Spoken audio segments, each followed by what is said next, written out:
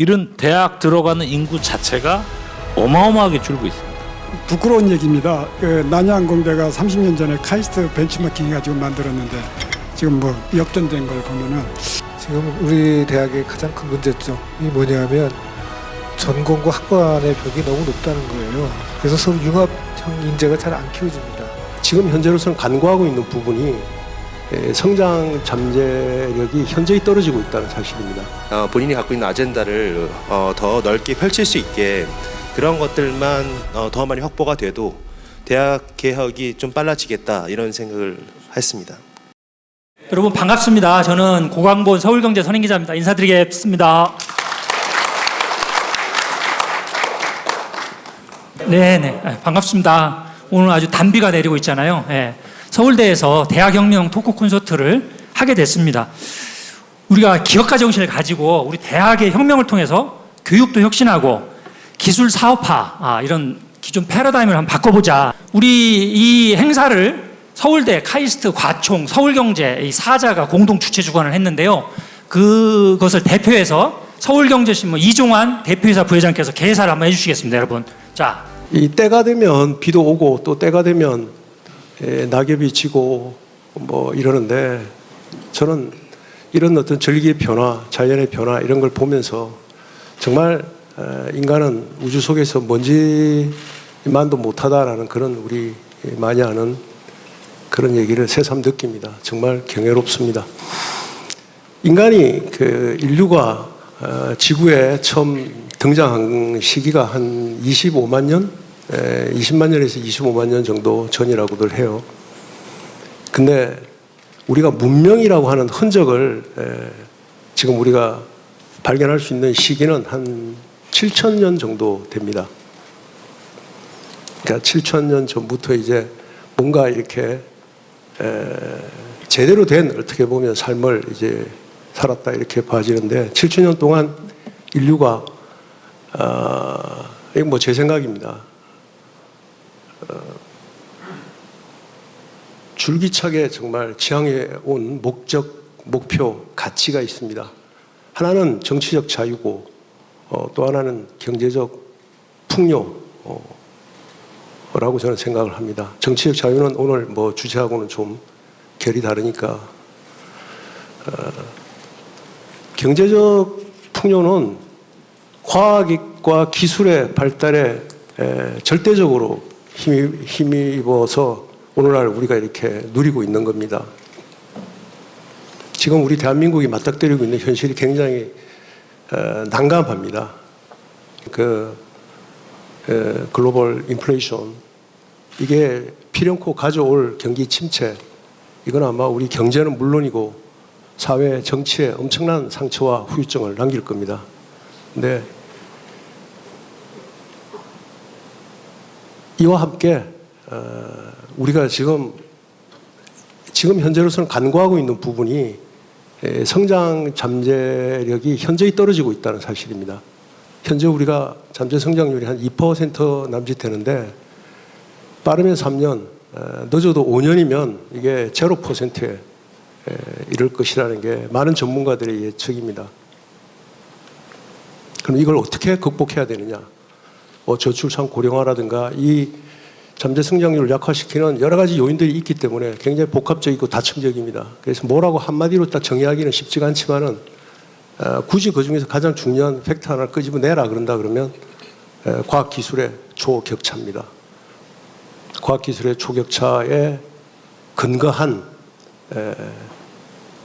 이 압도적인 경쟁력을 가진 산업군, 우리가 지금 흔히 얘기하고 있는 메모리 반도체 같은 이런 영역을 많으면 많을수록 좋죠. 확보를 하면 우리는 어떠한 경제적 외풍에도 흔들리지 않을 수 있습니다. 그리고 국제 정치적 위상도 지금하고는 비교가 되지 않게 높아질 수 있고 그 일을 해내야 될 곳이 대학입니다.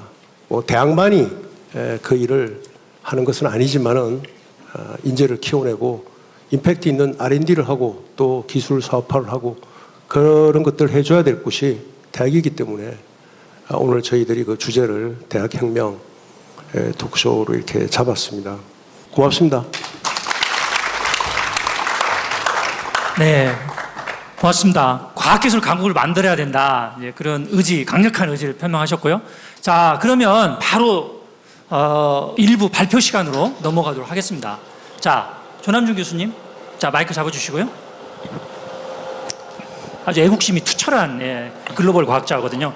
UC 버클리 대학 나와서 스탠포드에서 박사하고 뭐 포닥까지 하고 지금 난양공대 석자 교수하고 있는데 미국 대학의 이 교육과 연구, 기술 사업화 생태계 좀 어때요? 경험해봤던 거 한번 소개 좀 해주세요. 미국 대학은 생태계 자체가 여러분들이 잘 아시는 것 같이 실리콘밸리라는 그런 생태계들이 많이 발전돼 있고 이것들이 이제 보스턴이라든지 여러 군데로 많이 지나가고 있습니다.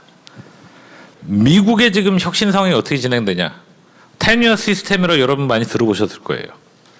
근데 신기하게도 미국에서부터 시작해서 대학에 아무 어려움이 없는 미국에서부터 시작해서 테뉴어를 없애기 시작했습니다. 여기 사진에서 보시는 거는 지금 교수님들이 데모하고 있는 거죠. 스트라이크. 그래서 제가 이거 6개월 전에 말했을 때 한국에서는 웃었습니다. 아, 이거 그냥 조지아 스테이트에서만 하는 거다. 근데 이게 텍사스, 플로리다 주정부에서 지금 늘어나고 있다는 거. 근데 이런 것들은 한국에서도 이제 생각해 봐야 될 필요가 있는 문제가 아닌가. 두 번째, 저희가 생각할 때 미국에서 제일 좋은 대학이 어디죠? 시골에 있는 뭐 MIT나 뭐 하버드나 더 딴 쪽 시골에 있는 스탠포드 보실 수가 있죠. 지금 스탠포드에서는 몸부림을 하면서 모든 과들을 통합하는 기존 과가 할 수가 없으니까 아예 공대랑 컴피티션 할 수 있는 스쿨 오브 서스테이빌리티 지속 가능 과를 만들었습니다. 아예 그걸 스쿨로 만들었죠. 그래가지고 교수들을 그냥 뽑는 게 아니라 60명을 패키지로 지금 뽑고 있고 리로케이션 하고 있습니다. 이런 현실이 지금 미국에서 이제 진행돼가지고 있는 거죠. 그러니까 참, 야 이게 정말 우리가 정신 바짝 차려야겠다 이런 생각이 들죠. 근데 지금 미중 기술 패권 전쟁이 한창이잖아요. 조 교수님 보면은 중국 대학하고 공동 R&D도 많이 하고 있고, 그래서 그 베이징대나 칭화대 그런 혁신 현황에 대해서도 잘 캐치를 하고 있는데 또 중국은 보면 천인계, 만인계 이런 글로벌 핵심 인재 유치에도 굉장히 잘 나서고 있잖아요. 어때요 지금 중국 대학들 굉장히 무서운데? 지금 중국 대학이 어마어마하게 무섭다는 건 많이 알고 그리고 한국 대학에 대해서만 그냥 비판할 수가 없습니다. 간단하게 말씀드리면은 지금 중국 대학 3위입니다. 클래스 A라고 36개 대학의 펀딩을 한번 보십시오. 정부에서 펀딩 서포트 해주는 6조, 4조. 여기 지금 우리나라 유수대학 총장님들이 계신데 이 정도 투자를 했으면 우리가 스탠포드, MIT는 뛰어넘었겠죠? 총장님들. 근데 이게 지금 현실적으로 이루어지지 않는 거예요. 근데 36개 대학 10년 전부터 투자를 계속 해왔고 그 다음에 여기서 멈추지 않고 6개 대학 그 다음에 95개 대학을 지금 같은 방식으로 중국에선 투자를 하고 있습니다. 이뿐만 아닙니다. 중국 인구가 지금 얼마 되죠? 13억 5천? 그럼 중국이 탤런트가 없습니까? 중국에는 인재가 많음에도 불구하고 주 일주일 샐러리를 7만 불, 우리나라 돈으로 하면 8천만 원 정도 주겠다고 인재를 끌어모으고 있습니다. 외국 인재죠. 이게 저한테 오퍼 온 거를 지금 카피해서 보여드리는 겁니다. 이런 식으로 지금 인재를 끌어들이고 있어요. 그게 중국 교포든 외국 교포든 상관이 없이. 그런 식으로 지금 진행이 돼가지고 있습니다. 야 정말 더 무섭네요. 아까 미국 대학 얘기 듣다가 중국 대학 얘기 들으니까.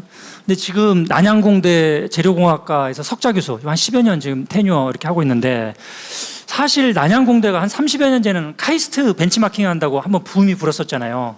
근데 지금은 보면 세계 대학 평가에서도 오히려 역전이 되고 이런 상황이 됐는데 어떤 그런 싱가포르 대학의 이 글로벌 경쟁력, 그 핵심 요인, 그 대학 혁신 어떻게 하고 있는 거예요? 뭐 페이퍼를 많이 쓰고 임팩트 팩터를 어떻게 늘리고 이런 게 중요한 게 아니라 그러면 이렇게 조그만 나라 이스라엘 같이 스위스 같이 싱가포르 같이 이렇게 조그만 나라들이 하는 방법은 집중과 선택입니다. 여기를 한번 보십시오. Singapore approved lab-grown meat product global first. 한마디로 말하면 이게 뭐냐면은 랩그로운 밑이라고 지금 테크놀로지 있지도 않습니다. 프로토타입 정도 나온 정도의 수준인데 정부에서 나서서 우리가 지금 글로벌 스탠다드를 만든다. 그리고 한 가지 어나운스를 했죠. 30 by 30 비전. 한마디로 2030년까지 30%의 싱가포르 인구는 땅도 없는데 싱가포르에서 나오는 음식으로 먹여 살리겠다. 이런 비전이 가능하려면은 테크놀로지가 가능하죠. 그래서 지금 셀 에그 하시는 컴퍼니 중에 제일 유명한 거는 미국의 굿밋입니다. 저스트 밋이라고. 6만 톤의 바이오 리액터들을 처음 만드는데도 싱가포르에서 지금 처음 만들기 시작했습니다. 그러면 여기서 지금 봐야 될 거는 정부랑 학교랑 연관이 돼서 탤런트가 없으면 탤런트를 끌어오고 회사가 없으면 회사를 끌어와서 자기 거로 만드는 그런 방식을 택하고 있다고 보시면 됩니다. 그런데 지금 우리 대학에 대해서는 정부의 규제도 많고 또 저출산 이런 학령 인구 감소로 또 우리 대학이 직격탄을 맞고 있잖아요. 그러면 외국에서 볼 때 우리 한국 대학이 헤쳐나가야 될 그런 길은 또 뭐라고 보세요? 좀? 지금 제가 바깥에서 봤을 때 가장 걱정이 되는 거는 지금 옆에 보시는 이 스태티스틱과 같이 18세 인구 지금 61만 명이죠. 대충 2020년에는 2030년에 46만 명 2067년에 25만 명 이건 그냥 통계입니다. 이렇게 될 거라고 저희가 익스펙트 하는데 그 다음에는 어떻게 되죠? 대학이 지금 몇 년 있다 없어지는 것도 아닌데 이런 대학 들어가는 인구 자체가 어마어마하게 줄고 있습니다. 그런데 저희가 식량은 지금 3분의 1은 버려주고 줄어들고 글로벌 인구, 글로벌 탤런트 인구가 되는 거는 70억에서 100억으로 늘어나고 있습니다. 저희는 거꾸로 트렌드가 가는 거죠. 그럼 저희가 해결할 수 있는 방안이 뭘까요? 답은 여러분들이 알고 있다고 생각합니다. 그러니까 조 교수님이 얘기 들어보니까 최근에 미국 NIH 그 팬데믹 예방센터 프로젝트 그게 한 4조 원 규모더라고요 보니까 지금 싱가포르에 있지만 거기서도 많은 연구비도 받고 있고 하여튼 미국 정부에서 많이 받고 있는 거잖아요. 그래서 우리 대학들도 사실은 미국이나 유럽과의 글로벌 공동 연구도 많이 늘려야 되는데 좀 어떻게 보세요, 좀? 제가 보면은 가장 중요한 거는 다양성이라고 제가 생각을 하고 이노베이션이라는 단어를 제가 여기 했는데 우리나라가 살아나갈 수 있는 방법은 혁신을 하는 거죠. 이 대학 혁신처럼 이노베이션은 마음대로 일할 수 있는 플레이그라운드가 제공이 되고 거기에 마땅한 인센티브가 제공이 돼야 됩니다. 그리고 그 해결 방향은 여러분들 손을 한번 보시면은 모든 사람은 다릅니다. 근데 우리는 지금 이 다양성을 지키면서 그 다양한 가치를 지키면서 지금 인재 양성을 추구하고 있는지 아니면은 편일적으로 인재 양성을 추구했는지 거기서 저는 답을 찾을 수 있다고 봅니다. 좋습니다. 그 지금 글로벌 대학에서 정말 굉장히 역동적으로 움직이고 있잖아요. 자, 그럼 이제 우리 한국 320개 대학인가요? 그걸 대표하는 게 바로 서울대와 카이스트 아니겠습니까? 자, 우리 두 분 총장님, 우리 한번 좀 의견 좀 주시죠. 지금 얘기하시는 거에 대학 발전의 두 가지 요인이 하나는 이제 enough funding이 충분해야 된다. 그다음에 이제 다양성과 컴피티션인 것 같아요. 미국 대학이 잘 나가는데도 왜 이렇게 열심히 노력하느냐? 미국 대학들과의 경쟁이 엄청 세거든요. 근데 한국 대학들은 사실은 너무 이 경직되게 순위가 이미 정해져 있어가지고 그 경쟁을 하기 위해 해야 할 인센티브가 많이 부족한 게 사실입니다. 그래서 이 대학들의 이 변화가 되려고 그러면 펀딩을 주면서 경쟁을 유도해야 된다고 생각합니다. 네, 이따가 또 자세한 말씀 부탁드리고요. 이 총장님은요? 네. 네, 부끄러운 얘기입니다. 난양공대가 30년 전에 카이스트 벤치마킹 해가지고 만들었는데 지금 뭐 역전된 걸 보면은, 근데 그 원인을 따지면 여러 가지가 있어요. 근데 결국은 또 뭐 남 탓하, 외부 탓하는 그런 얘기밖에 안 돼요. 카이스트 교수들이 뭐 정부가 어때서 뭐 어째서 뭐 규제 때문에, 근데 그것만 아무리 노래해봤다 해도 규제가 바뀌는 것도 아니고 또 뭐 변화가 없더라고요. 그래서 저희는 생각을 글로벌 캠퍼스 전략으로 바꿨습니다. 그래서 여기에서 다양성 추구하고 외국인 많이 하고 뭐 여러 가지인데 뭐 헤아릴 수 없이 많은 이유 때문에 잘 안 돼요. 그래서 해외로 나가서 해외하고 교류를 직접 하면서 우리가 다양성을 추구하는 게 좋겠다, 이런 전략을 펴고 있습니다. 네, 고맙습니다. 자, 그러면 두 번째 발표 이규원 교수님. 네. 지금 교수님이 창발이라는 용어를 많이 쓰잖아요. 혁신 인재를 키우자 이런 얘기인데 창발에 대해 좀 한번 간단히 설명 좀 해주시죠, 먼저. 네, 저희가 대학이 인재 양성을 보면 우리 역사 발전에서 정부 주도했던 시기가 있고 민주화 시대가 있었고 또 IMF의 글로벌 시대가 있었는데 이제는 그 앞에 얘기하면 저희가 인문사회 자연과학에 대한 기초 학문에서부터 과학자, 기술자, 기업가 정신을 얘기했거든요. 근데 그 다음이 뭐냐라고 하면 이제 남이 안 하는 걸 하는 게 이제 우리 총장님께서 미래를 개척하는 대학. 그게 이제 한마디로 하니까 저는 이제 창발이라는 단어로 생각을 하고 있습니다. 근데 창발 인재하면 여러분들 누가 떠오르세요? 금방 딱 하니까 일론 머스크잖아요. 얼마 전에 서울경제신문이 그 우주를 주제로 한 국제 과학기술 포럼을 했거든요. 이틀간. 그때 우리가 우주 강국의 꿈을 만들어야 된다 하는데 사실 저는 일론 머스크가 떠오르거든요. 뭐 MIT의 밤냉어 교수도 있고 뭐 여러 사람이 떠오르는데 교수님이 좀 해외에서 이런 좀 롤모델로 삼는 사람들이 있어요? 어때요? 예, 저희가 남이 하지 않은 일 그러면 되게 어려울 것 같지만 앞으로 미래에 대한 문제를 먼저 예측하는 게 되게 중요할 것 같은데요. 아마도 일론 머스크가 사실 뭐 집안이 좋고 본인이 많이 배워서 또 가지고 있는 게 많아서 아마 지금의 최고의 어떤 기업가가 됐다라고 생각하지는 않을 것 같은데 근데 중요한 건 돈 벌려고 한 것 같지는 않아요. 본인이 어떤 기술을 갖고 있거나 아니면 어떤 뭐 돈으로서의 어떤 만족을 취하는 것보다는 누군가는 해야 할 일에 대한 그런 어떤 비전 제시가 명확하지 않았나라는 생각이 들고요. 최근에 우리 모더나를 보면서 이제 대표적인 해외 대학 교수님들의 어떤 사례를 보면 역시 이제 이런 RNA 백신을 기술화했던 이제 랭어 교수는 한 40여 개의 기업을 이미 이제 창업도 했고 또 작년 기업 가치로 따졌을 때 연말에 한 130조 중에 자기 지분이 한 3.2% 가지고 계시더라고요. 또 우리 아까 전에 배양육 말씀하셨지만 대체육의 핵심은 이 고기의 피 맛을 내는 겁니다. 그의 피 색깔, 뭐 그게 헤모글로빈을 유전자로부터 대량 생산하는데 성공한 스탠포드 대학의 패트릭 브라운 같은 교수가 이제 이 앞으로 미래의 그런 어떤 기술, 육식의 문제를 해결하는 거, 그다음에 하버드의 노화를 억제하는 건 식물이나 식품 유래로부터 얻어서 이제 이러한 물질을 식품과 의학 소재로 개발한 싱클레어 교수 같은 분들이 사실은 어떻게 보면 앞으로 우리가 필요로 하는 어떤 문제에 대한 솔루션을 찾은 사례라고 말씀드리겠습니다. 그러니까 우리나라에서도 여러분들 창발하면 누가 떠오르세요?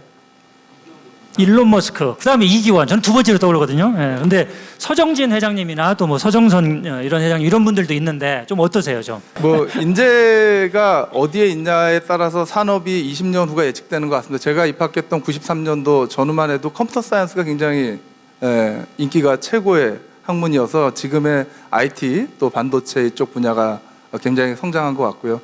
IMF 이후에 2000년도 이후에는 바이오 분야가 굉장히 유망했던 것 같습니다. 그 뭐 서정선 선생님이 대단하시다 이런 얘기보다는 이제 바이오의 시발점이 삼성전자나 SK 바이오사이언스였냐라고 얘기하면 그렇지는 않습니다.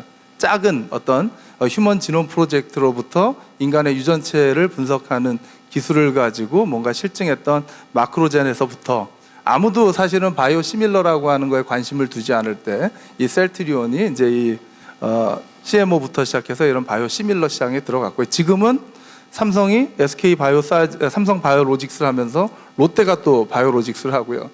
SK가 바이오사이언스 하면서 CJ가 바이오사이언스가 됐습니다. 결국 뭐냐면 미래를 예측하는 거는 누가 먼저 시작하느냐 굉장히 중요하다는 생각을 하게 됩니다. 서울대도 보면 총장님 SNU 홀딩스도 만들고 그죠? 창발센터도 만들고 기술 사업화를 위해서 노력은 하고 있는데 좀 말 나온 김에 한번 소개 좀 해주시죠. 네. 저는 사실 서울대학교에 오기 전에 건국대학교 생명공학과에 있었고요. 건국대학가 변한 게 뭐냐면 학교에 오래 있었다고 해서 어떤 기여도를 가지고 상을 주는 게 아니라 진짜 객관적으로 3년 동안 연구한 거를 상을 줬는데 제가 3년 동안 그 연구 업적이 제일 좋았습니다. 그래서 이제 건대에서 학술대상을 받을 때 서정진 회장이 그날 자랑스러운 건국인상을 받으면 뭐라고 얘기했냐면 앞으로 생명공학과의 순위는 셀트리온에 입사하는 사람이 몇 명이냐라는 얘기를 2009년도에 했어요. 지금 보니까 그게 바이오 산업의 하나의 핵심이었던 것 같고요. 그래서 제가 서울대학교에 옮길 때 차세대 융합기술연구원을 바라보고 왔습니다. 대학은 현재보다는 미래를 얘기하는 차세대가 있어야 되고 자기 혼자 잘하는 것보다는 좀 더 뭔가 다른 분야의 베스트들하고 일할 수 있는 어떤 환경이 있으면 좋겠고 물론 이론도 중요하지만 좀 더 이렇게 실질적인 걸 했으면 좋겠다. 그래서 제가 사실 외람되게 학교에 와서 학과에서부터 일한 게 아니고 차세대 융합기술연구원에 들어가서 앞으로 미래는 이제 헬스 건강에 관련해서는 모든 사람한테 좋은 게 아니라 개인에 맞는 맞춤형 솔루션이 중요하다라는 생각에서 제가 윤기원에 가서 이런 어떤 문제 해결 방식의 일을 시작을 했습니다. 더 나아가서 한 가지만 더 말씀드리면 제가 관여되어 있는 식품 분야는 아시는 것처럼 최근 들어서 글로벌 기업들이 많이 나왔습니다. 그게 이제 우리가 알고 있는 태극당이 SPC가 했던 상미당하고 같이 시작했는데 SPC 그룹은 이제 글로벌 제과에 대한 외식 기업이 됐고요. 또 CJ가 이제 글로벌한 기업이 됐습니다만 여전히 네슬레는 아니고요. 최근에 이제 쿠팡이 나오긴 했지만 아마존은 못 나왔죠. 왜 그럴까라고 생각을 하면 아직까지는 소셜 임팩트에 대한 관심이 좀 적은 것 같습니다. 그래서 이제 지금까지 우리나라의 과학기술과 비즈니스 역량이 올라갔으니까 이제는 자신의 어떤 개인의 어떤 이익보다는 앞으로 미래의 어떤 문제를 해결하는 그런 어떤 가치를 지니는 기업이 중요하다는 생각을 했고요. 본의 아니게 이제 서울대학교가 평창에 캠퍼스를 만들면서 제가 이제 가장 어떻게 보면 신임 교수로서 가서 산학협력을 하라 그러는데 기업 유치가 안 돼서요. 가장 그러면 미래에 중요한 식품의 문제는 뭐냐? 영양은 단백질이었고요. 그 다음에 이왕이면 식물성 단백질을 하고 이왕이면 상생 차원에서 국내 원료를 하자 한 게 이제 약콩두유였거든요. 그러니까 우리가 생애 주기적으로 태어나서부터 어르신이 될 때까지 가장 중요한 이 단백질이라고 하는 영양에서부터 이런 어떻게 보면 환경과 이런 그 상생의 가치를 하는 것이 이제 필요하다고 생각을 했습니다. 그런 것들이 앞으로 좀 더 이렇게 기업에서도 많이 적용될 것 같습니다. 사실 잘 아시지만 여러분들 IT 산업이 있고 그다음에 BT 바이오테크놀로지, CT 문화기술. 그런데 요즘 뜨고 있는 게 미국에서는 뭐 굉장히 오래전부터 떴는데 우리나라에서는 지금 뜨고 있는 게 바로 FT입니다. 푸드테크, 그죠? 농식품, 농생명, 농바이오 산업 굉장히 큰데 오늘 마침 또 그 산학년을 아울러서 이 교수님이 푸드테크 협의회도 하고 왔죠 지금. 제가 테뉴어를 받기 전까지 한번 이제 학교에서 월급 안 받는 교수 한번 돼보자 이런 목표를 한번 세워봤고요. 그 중에 차세대 융합기술연구원에서 이제 저희가 갖고 있는 특허나 이런 기술을 기업하고 산학협력하러 갔다가 평창 캠퍼스 때문에 제가 직접 제조까지 하는 그런 일을 했고요. 그러다 보니까 약홍이 기반이 돼서 지역에 있는 약초를 이제 고부가 가치화하는 어떤 바이오 기술을 했고요.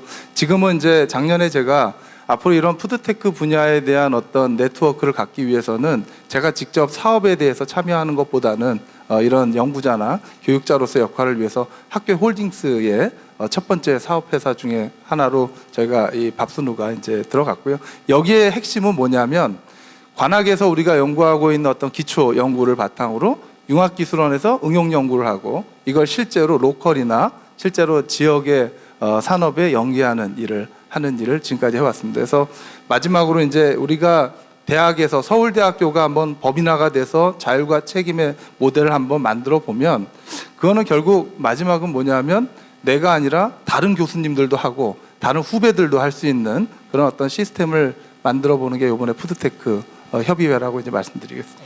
회장님, 저 이 교수 신산업 푸드테크 좀 얘기도 하고 창발 얘기도 하고 막 기업가 정신도 얘기를 하고 여러 화두를 던졌잖아요. 시흥 캠퍼스는 많이 좀 궤도에 올랐는데 아직 평창 캠퍼스는 갈 길이 좀 멀고 그런데 과거 서울공대에 몸담으셨던 우리 가총 회장 입장에서 보실 때 좀 어떠세요? 지금 얘기하신 게 그 좁게는 서울대학교, 크게는 우리나라 대학이 나아갈 길이라고 생각합니다. 남들이 해보지 않은 거, 가보지 않은 길을 먼저 가야지 신뢰를 얻고 뭔가 새로운 길을 개척할 수 있는데 남이 한 것만 답습하면 뭐 그게 그 인정을 받을 수 있겠습니까?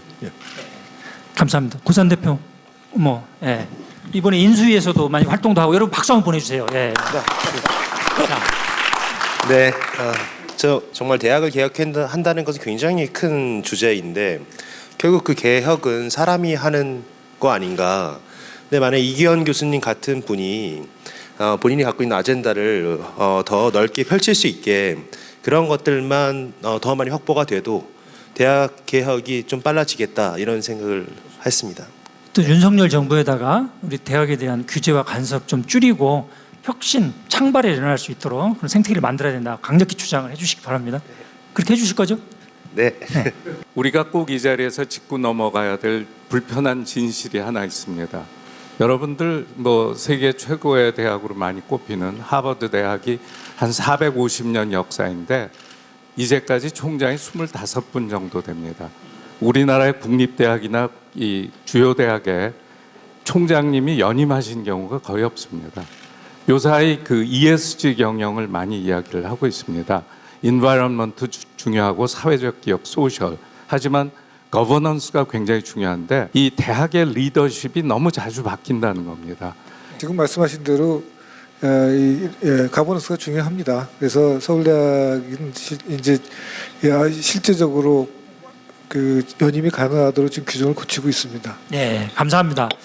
오늘 대학혁명 토크 콘서트 특별 대담 순서는 첫 번째 교육혁신, 두 번째 핵심인재 육성, 세 번째 국가 R&D 대혁신, 네 번째 산학년 협력과 기술 사업화 이렇게 해서 각각 20에서 25분씩 여러분들과 함께 집단 지성을 발휘해 보도록 하겠습니다. 자, 그러면 이렇게 세부 주제별로 들어가기 전에요. 우리 서울대와 카이스트 총장님께 질문을 한번 드리겠습니다.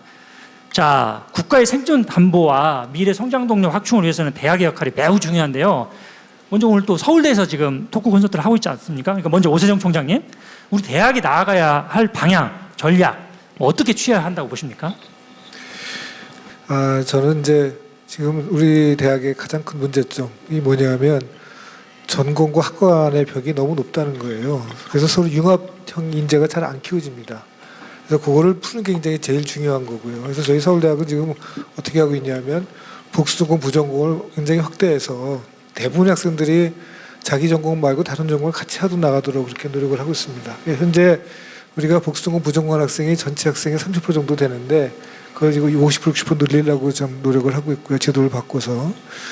두 번째는 이제 여태까지 사실 우리 대학들이 선진국대학이 어떻게 하는 게 보고하는 그 소위 말해서 벤치마킹하고 따라가는 전략을 썼습니다. 누구든지 뭐 교수 평가나 뭐 산학협력 이런 거가 스탠포드가 어떻게 하고 있지, 뭐 에트가 어떻게 하고 있지, 그걸 보고 나서 이제 그거를 따라가자고 하는 거였는데 사실 이제 우리 대학의 수준이 그걸 넘어간 것 같아요. 앞으로는 벤치마킹 기준점을 따라가는 게 아니라 우리 기준점을 만드는 그런 대학이 돼야 될 것 같습니다. 그게 바로 이제 남이 안 하는 일을 새로 시작하는 그런 거라고 생각해서 결국은 전공분 낮추기, 그다음에 남이 안 하는 일을 독자적으로 시작하기는 이게 앞으로 해야 될 방향으로 생각합니다. 네, 베스트 팔로워 패러다임에서 벗어나서 퍼스트 무버로 가야 된다 이렇게 강조를 해주셨고요. 자, 서울대를 했는데 카이스트가 빠지면 서운하잖아요, 총장님. 지금 국가의 성장 동력 확충을 위해서 애쓰고 계시는데 지금 우리 대학의 패러다임을 어떻게 바꿔야 된다고 보십니까? 21세기 만에 인재를 기르는 게 가장 중요하다고 생각을 합니다. 21세기 인재는 무엇보다도 창의적인 생각을 하는, 창의라는 건 새로운 거 하는 거예요. 새로운 거. 대학이라는 곳은 그래서 새로운 걸 시도할 때 아무 부담 없이 아무거나 해보고 할 수 있는 그런 분위기를 만드는 게, 그런 학교를 만드는 게 중요하다고 생각하고, 저희는 그래서 학생들에게 그 성적 가지고 상 주는 거를 굉장히 지향을 하고 있습니다. 그래서 뭐 질문을 잘하면 질문상, 독서왕, 뭐 봉사왕 이런 식으로 다양한 가치관을 이렇게 심어주려고 노력하고요. 또 우리 학생들의 단점이 또 꿈이 좀 작다고 생각 들어요. 내가 뭘 할지 이게 잘 모르는 학생들도 많고, 그냥 엄마가 가르니까 왔던 이런 학생이에요. 그래서 그 꿈을 갖게 하려면은 여러 가지를 많이 보여줘야 돼요. 넓은 세상을 보여줘야 돼요. 그래서 이제 글로벌한 시각을 갖게 하는 거, 글로벌 경험을 갖게 하는 그런 쪽으로 저희들 노력하고 있습니다. 다양성, 꿈, 글로벌 이 비전과 경험 이걸 강조해 주셨고요. 다 여러분들 동감하시죠? 네, 감사합니다. 오늘 대학혁명 토크 콘서트 특별 대담 순서는 첫 번째 교육혁신, 두 번째 핵심인재 육성, 세 번째 국가 R&D 대혁신, 네 번째 산학년 협력과 기술 사업화 이렇게 해서 각각 20에서 25분씩 여러분들과 함께 집단 지성을 발휘해 보도록 하겠습니다. 자, 그러면 본격적으로 첫 번째 토픽 교육혁신으로 들어가도록 하겠습니다. 지금 우리 대학에서 보면은 이 초중고에서 계속 주입식 교육만 학생들이 받고 와서 그런지 몰라도 좀 뭔가 도전 정신, 모험 정신을 갖춘 이런 기업가 정신이죠. 그런 인재를 사실은 잘 기르지 못한다. 이런 사회적인 어떤 또 질타도 좀 있습니다. 좀 우리 두 총장님 여기에 대해서 좀 어떻게 보십니까? 예, 지금 말씀하신 게 정확히 맞는 지적이시고요. 그러니까 학생들이 서울대학이나 카이스트나 뭐 좋은 대학 가려고 그러면 뭐 일단 수능을 잘 봐야 되는데 수능이라는 게 주어진 지식을 틀리지 않고 토해내는 거잖아요. 그러니까 계속 주입식 교육을 하고 틀리지 않는 훈련을 하는 거죠. 10년 동안 하는 게 자기 생각을 안 하고 남이 가르쳐 준 걸 갖다가 제대로 반복하는 겁니다. 서울대학에서 학점을 잘 받은 학생들이 어떻게 공부하나를 그 인터뷰를 통해서 만든 책이 하나 있습니다. 여기 연구 교수가 서울대학에서 어떤 학생이 A 플러스를 받는가 하는 책인데 거기에 대답이 이런 겁니다. 교수의 농담까지 받아 적는다. 그리고 자기 생각하고 교수 생각하고 다르면 누구 생각을 따르느냐? 교수 생각을 무조건 따른다. 그래가지고 어떻게 남이 생각하지 않는 그런 걸 하겠습니까? 그래서 저희들이 지금 우리 교육과정에서 바꾸려고 하는 게 네가 생각해라. 너의 생각을 가지고 공부를 해라. 그래서 저희 1학년 때 교양 과목 중에 한 중요한 과목 중에 하나가 이 자기가 어떤 과목을 듣고 싶은지 프로포즈할 수 있고요. 그러면 우리가 그걸 봐서 할 만하면 강의를 하고 전공도 자기가 만들 수가 있습니다. 우리가 정해진 전공이 아니라 이런 전공 만들겠다 하면 만들어주는 그런 프로그램을 시행하고 있습니다. 네, 총장님 지금 글로벌 대화 흐름에 맞춰서 우리나라 지금 카이스트가 진짜 성장도 확충을 해야 되잖아요. 뭐 어떤 방향으로 좀 끌고 가려고 하시고 계시는지 또 지금 카이스트 인재들은 좀 어때요 지금? 지금 서울대 말씀하셨는데. 네. 네, 저희도 상황은 비슷합니다. 그래서 저희도 그 학생들이 너무 공부만 그러니까 제가 보기에는 그 진짜 공부는 아닌 것 같은데 그래도 하여튼 점수 따는 공부를 잘해요. 그래서 저는 학생들한테 공부 좀 그만하자는 지금 운동을 하고 있습니다. 제가 총장에 취임하면서 취임사에서 우리 카이스트의 문제점은 공부를 너무 많이 하는 거라 그랬더니 다들 눈이 휘둥그레져 가지고 이게 무슨 일인가 했는데 저는 계속 그렇게 얘기합니다. 공부 너무 많이 하지 말자. 또 제가 입학식에서 입학한 학생들한테 A 플러스 받으려고 하지 말자. 그리고 여기서 바로 4년 안에 졸업하려고 하지 말자. 학교 다니다가 다른 거 신나는 거 있으면 휴학하고 나갔다 와라. 얼마든지 놀다 와라. 그래도 복학은 된다. 그래서 저희는 휴학 기간을 없애버렸어요. 예. 보통 대학들이 휴학하면은 2년 안에 돌아와야 되잖아요. 그래서 저희는 없앴습니다. 그래서 10년 후에 돌아와도 되고 20년 후에 돌아와도 되고. 그래서 좀 텐션을 낮추고 자기 삶에 대해서 생각할 수 있는 시간을 갖도록 하는 게 저희는 지금의 저희가 추구하는 방향이라고 생각합니다. 네, 그렇군요. 이광현 교수님 그 대표적인 예입니다. 괴짜 총장이라고 이름이 달려있고 그 다음에 텔레비도 거꾸로 보시고 조직도도 거꾸로 나와 있어서 제일 위가 학생이고 밑에 총재 제일 밑에 있는 그런 사고를 할 수 있는 사람이 만드는 게 사실 좋은 대학인 것 같습니다. 이런 칭찬합시다. 분위기 좋고요. 총장님도 칭찬 좀 하시죠. 제가 하는 게 다 오 총장한테 배운 겁니다. 형님 먼저 아우면 누가 더 선배인 거예요 지금? 형님을 잘 보셔야 됩니다. 저기 지금 맨날 우리가 이렇게 뭐 기업가 정신 얘기하고 뭐 기술사업화 얘기하고 이런 이공계나 의대 위주로 얘기를 하다 보면 우리 인문사회계, 뭐 경영, 법학, 뭐 예술 이런 쪽에 소외감을 사실 느낄 수도 있어요. 근데 대단히 중요한 게 과학기술과 인문학의 융합이잖아요. 그래서 오늘 특별히 이남식 서울예술대 총장님을 모셨는데 선생님 어떻게 보세요 좀? 네. 예, 뭐 적절한 지적이시고요. 아까 이종환 부회장께서 우리나라 경제 성장률이 2%밖에 안 된다고 말씀하셨습니다. 20세기 제조업을 기반으로 해서 우리 국가가 선진국에 진입은 했습니다마는 미래 산업은 대단히 변하고 있죠. 지금 반도체 산업 같은 경우에도 고용을 일으키지는 못하고 있습니다.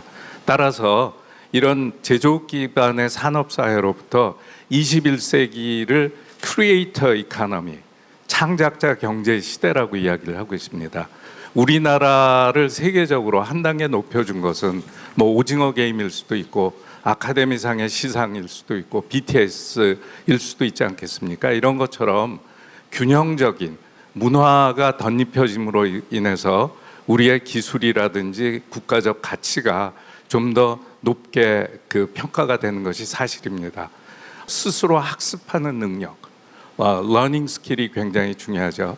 그 다음에 또 한 가지는 라이프 스킬, 우리가 생활 속에서 어떻게 리더십을 발휘하고 이끌어가느냐 하는 기술이 필요합니다. 네, 고맙습니다. 그 다음에 네, 한 가지만 더 중요하다면 리터러시, 문해력이죠. 스스로 지속적으로 학습해서 발전시킬 수 있는 역량을 대학에서부터 또 그 어린 시절부터 키우는 것이 매우 중요하지 않나 생각이 듭니다. 네, 감사합니다. 금방 제시해 주신 화두는 뭐 굉장히 임팩트가 있었습니다. 자, 이우일 과총회장님, 지금 과학기술 강국의 꿈을 위해서 사회적 담론을 모으고 계시잖아요. 어제도 또 대한민국 과학기술인 연차대회도 성대하게 하시면서 많은 화두를 또 던져주셨는데, 대학의 이 교육 혁신에 대해서 고민 많이 하셨잖아요. 어떻게 보세요?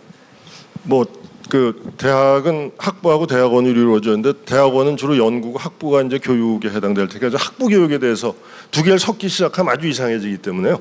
학부 교육에 대해서 말씀드리면 좀 비판적으로 말씀드리겠습니다. 일단 교수님들이 너무 바빠서 학부 교육에 신경을 안 씁니다. 예, 학교도 리소스를 투입하지 않습니다. 그냥 일단 뽑아 놓으면 그냥 가는 걸로. 지금 대학 교육 시스템이 적어도 우리나라에서만 80년 가까이 됐거든요.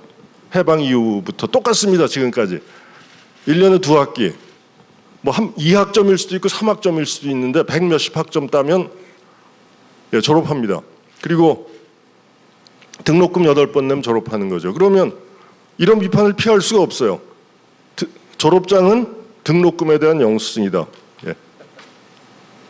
그래서 그리고 코로나가 지나면서 저는 2년 동안 다시 대면으로 돌아가는데 뭔가 다른 형태로 좀 돌아가길 굉장히 바랐거든요. 그 교육이. 근데 그냥 똑같이 다시 옛날처럼 똑같이 돌아간 곳이 대부분이거든요. 그래서 뭐 규제 예산 말씀하십니다만 일단 바뀌는 모습을 보여야지 규제 예산이 따라오지. 규제 예산을 더 없애주면 그러면 바뀌겠다. 이거가 설득력이 얼마나 있을지. 예, 좀 비판적으로 말씀드렸습니다. 예, 감사합니다. 이 자리에는 우리 서울대 많은 교수님들, 그다음에 연구원님들, 그다음에 학내외 벤처 스타트업 분들이 많이 계시거든요. 근데 지금 대학에서 제대로 혁신 인재를 기르지 못하고 있다. 금방 이런 화두도 던져주셨잖아요. 자, 여기에 대해서 한번 의견을 좀 주시기 바랍니다. 지금 두 분이 동시에 손을 드셨는데. 저는 그 명예퇴직을 하면서 제가 수백조 수경을 빚을 지고 범죄자가 됐구나 그런 생각을 했어요. 아까 이남식 총장님이 말씀하신 서울대학교가 개혁하기 위해서 총장의 임기도 25년, 30년 이상 돼야 되고 여러 가지 조건들을 다 알고 있어요. 우리가 실천을 못해요. 그게 문제가 가장 서울대학교가 가지고 있는 문제가 저는 이런 식으로 가면 차라리 폐교가 낫다. 정말 서울대학교는 정부에서 2~3조 이상 더 투입하고 기초 학문을 수학, 물리, 화학, 생물 쪽으로 적어도 한과의 교수가 300명 이상씩은 돼야 되고 공대도 그렇고요. 제가 학교 와서 한 5~7년 동안 공업수학을 가르치는데 학생들한테 제대로 못 가르치고 준비도 못하고 그러지만 제대로 이해 못해서 못 가르치고 그런 게 많거든요. 근데 그게 부가가치가 수백조, 수천조가 될 수 있어요. 제가 정말 범죄자가 된 느낌이에요. 그래서 이런 일이 다시 안 일어나게 서울대학교를 개혁해야 됩니다. 네, 감사합니다. 거버넌스 리더십이 굉장히 좀 중요하고 지금 서울대가 1년에 한 1조 2천억 정도 되죠, 예산이. 이걸 한 2~3조 정도로 뭐 그래도 미국 대학이나 글로벌 중국 대학에 비하면 사실은 굉장히 부족한데 좀 많이 예산도 투입하고 또 거기에 경쟁 요소도 도입해야 된다.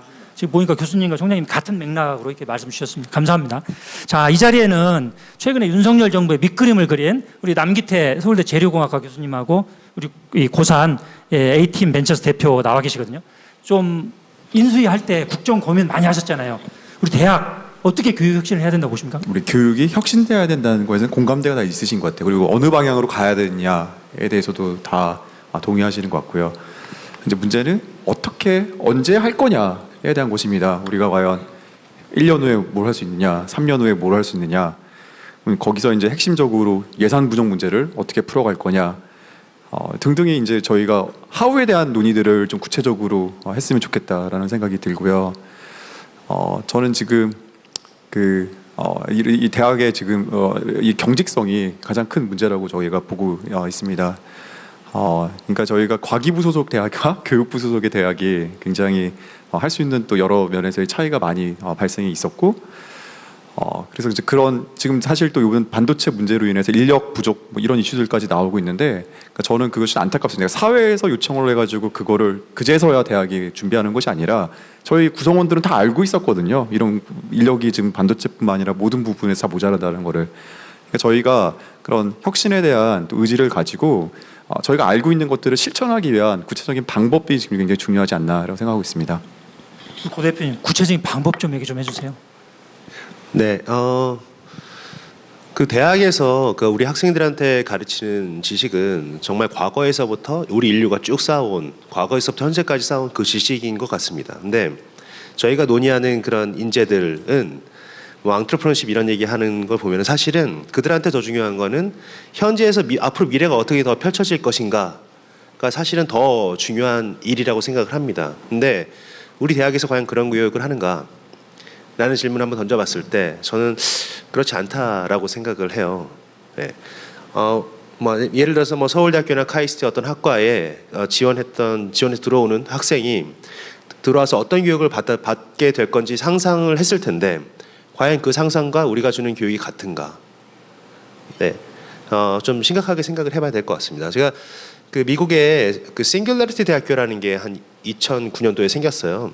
네, 정식 대학은 아니고 한 10주 되는 교육 과정인데 거기에서는 이제 가속화하는 과학기술에 기반해서 뭐 인류가 당면한 거대한 문제를 풀어보자 뭐 이런 개념으로 전 세계에서 한 80명씩 모아서 이제 그 과정을 진행하는데요. 앞으로 다가올 미래를 과학기술 통해서건 우리 인문사회적인 현상을 통해서 보여주면 미래를 보면 청년들은 자연스럽게 앙트레프너십 같은 게 생길 수밖에 없습니다.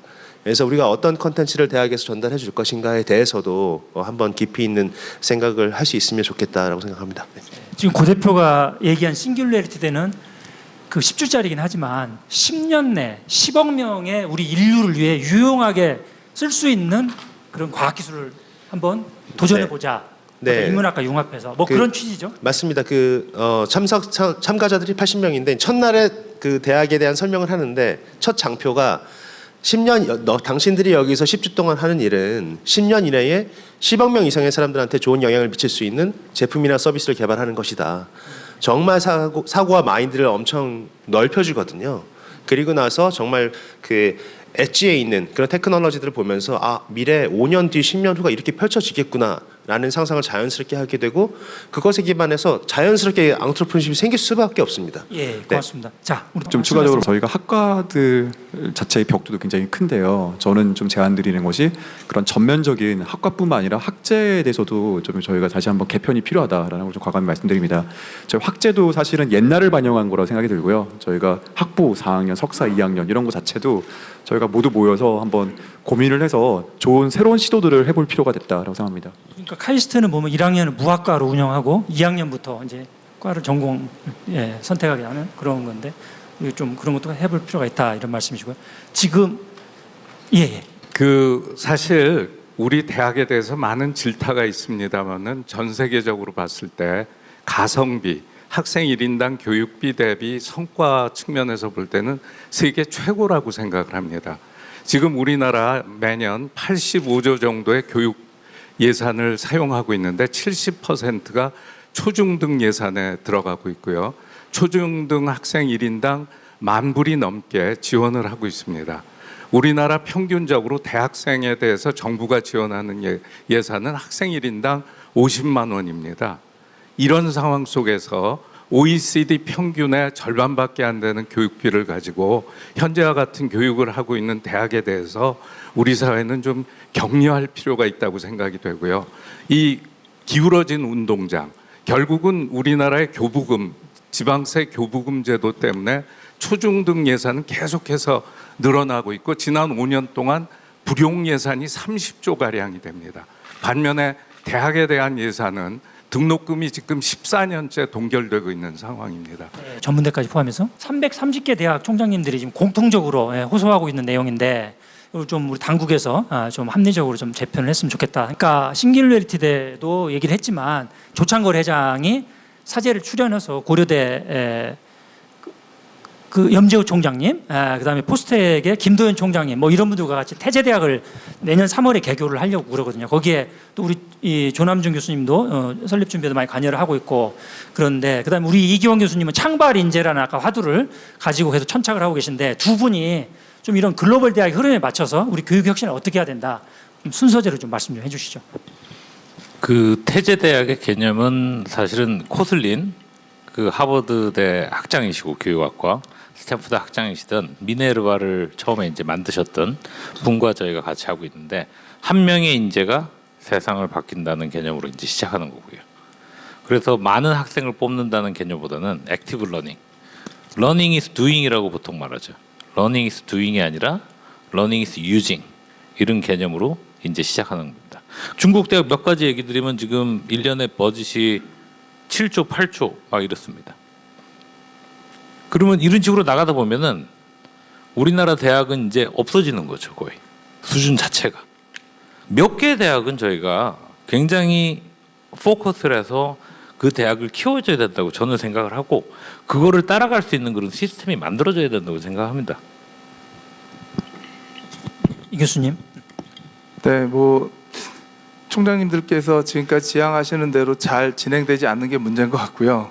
학생들이 그걸 못 쫓아가는 것도 문제인 것 같은데 결국은 어디에나 책임은 현재 책임지고 있는 분들의 책임인 것 같습니다. 이건 교수들이 안 바뀌기 때문에 문제라고 생각을 하고 교수들이 어떻게 바뀌어야 되느냐라고 한다면 티칭하지 않아야 되는 게 이제 유튜브 찾으면 더 정보도 많고요. 자기가 궁금하면 그 문제를 해결할 수 있는 방법은 너무나 이제는 글로벌이 많은 것 같아요. 특히 우리나라 이런 주요 대학의 학생들 정도 되면 저는 개인적으로 뭘 가르쳐야 되는지 잘 모르겠어요. 결국은 가르치는 것보다 이제 코칭하는 건데요. 잘하는 거를 더 잘하되 대신에 잘하는 걸 가지고 사회에 기여하려면 다른 사람들도 인정하는 어떤 걸 해야 되는데 이게 그러면 지금의 어떤 평가 방식과 지금의 어떤 교수나 학생들을 선발하고 평가하는 방식 가지고는 어려울 것 같다. 자, 그러면 이거를 평가 시스템을 바꿔야 되는데 누구부터 바뀔 거냐? 예, 테뉴어 받은 교수님부터 바뀌어야 됩니다. 예, 자꾸 뭐든지 신입생부터 바꾸려고 하니까 이게 사실은 문제가 생기는 거거든요. 어떤 교수를 테뉴어를 줄 거냐? 국가가 그만큼 지원했으면 저는 개인적으로는 교육에 대한 비용은 교수가 한 50% 정도는 인건비를 받지만 파트너십으로 내가 이제 테뉴어 정도 받으면 내 나머지의 거는 다른 어떤 기업의 또는 이제 정부의 어떤 과정 그런 어떤 현재 어떤 리더부터 바뀔 수 있는 어떤 시스템이 있어야 된다고 생각합니다. 네, 감사합니다. 지금 열기가 엄청 뜨겁죠. 자, 그러면 이번에는 두 번째 주제입니다. 핵심 인재 육성이거든요. 얼마 전에 윤석열 대통령도 이 반도체 거론하면서 대학의 핵심 인재 배출을 잘 못하고 있다 교육부를 질타하기도 했어요. 근데 우리 이광영 총장님, 이제 오세정 총장님, 우리 대학에서 정부의 그 규제도 많고 또 실제 기업들은 우리 필요한 인재를 왜 대학에서 제대로 배출을 못 해주냐, 뭐 이렇게 아우성인데, 근데 막상 이 대학 총장으로서는 여러 가지로 힘든 점이 또 많으시잖아요. 좀 어떻게, 한번 솔직하게 한번 좀 얘기 좀 해주시죠. 자, 이번에는 이 총장님부터. 형님 먼저. 원래 형님 먼저 아우 먼저 옛날 농심 광고인데요. 요즘은 또 동생들이 양보를 안 하더라고요. 그래, 그러니까 그냥 예. 동생이 먼저 한번 해주시죠. 예. 저는 언제부턴가 이제 물론 이제 어려움이라는 거는 내부에서도 있고 내부에서 출발하는 거 있고 외부에 출발했는데요. 외부에서 오는 거는 제가 보니까 잘 안 바뀌더라고요. 아무리 얘기해도. 그래서 이 얘기를 안 하기로 했어요. 안 하고 내부에서 우리 스스로 할 수 있는 거라도 그나마라도 찾자. 그래서 그 이제 핵심 인재, 이제 국가가 산업에 필요한 인재 기르는 거는 저는 그 생각을 좀 바꿔가지고 그 교수진들하고 그 말 애국심에 호소하는 방향으로 바꿨습니다. 그래서 그 비전을 공유하고 애국심에 호소하니까 그래도 좀 동의하는 분들이 많아가지고 그래서 외부 탓만 하는 것보다 내부에서 하는 것이 좀 더 현실적인 것 같다. 이런 총장님은 호소에 몇 % 정도나 호응을 하고 계십니까? 애국심에? 우리 카이스트 교수 중에서 카이스트 교수가 한 650명 되나요? 예, 700명 가까이 700명 되는데요. 정도 되죠. 예. 저는 마음속에 이렇게 생각하거든요. 그 교수진의 절반이 찬성하면 앞으로 밀고 나가도 된다. 절반 넘었죠. 절반 찬성이 넘었습니까? 넘다고 봅니다. 예. 좋습니다. 그 총장님의 리더십에 의해서 그렇게 된 것 같습니다.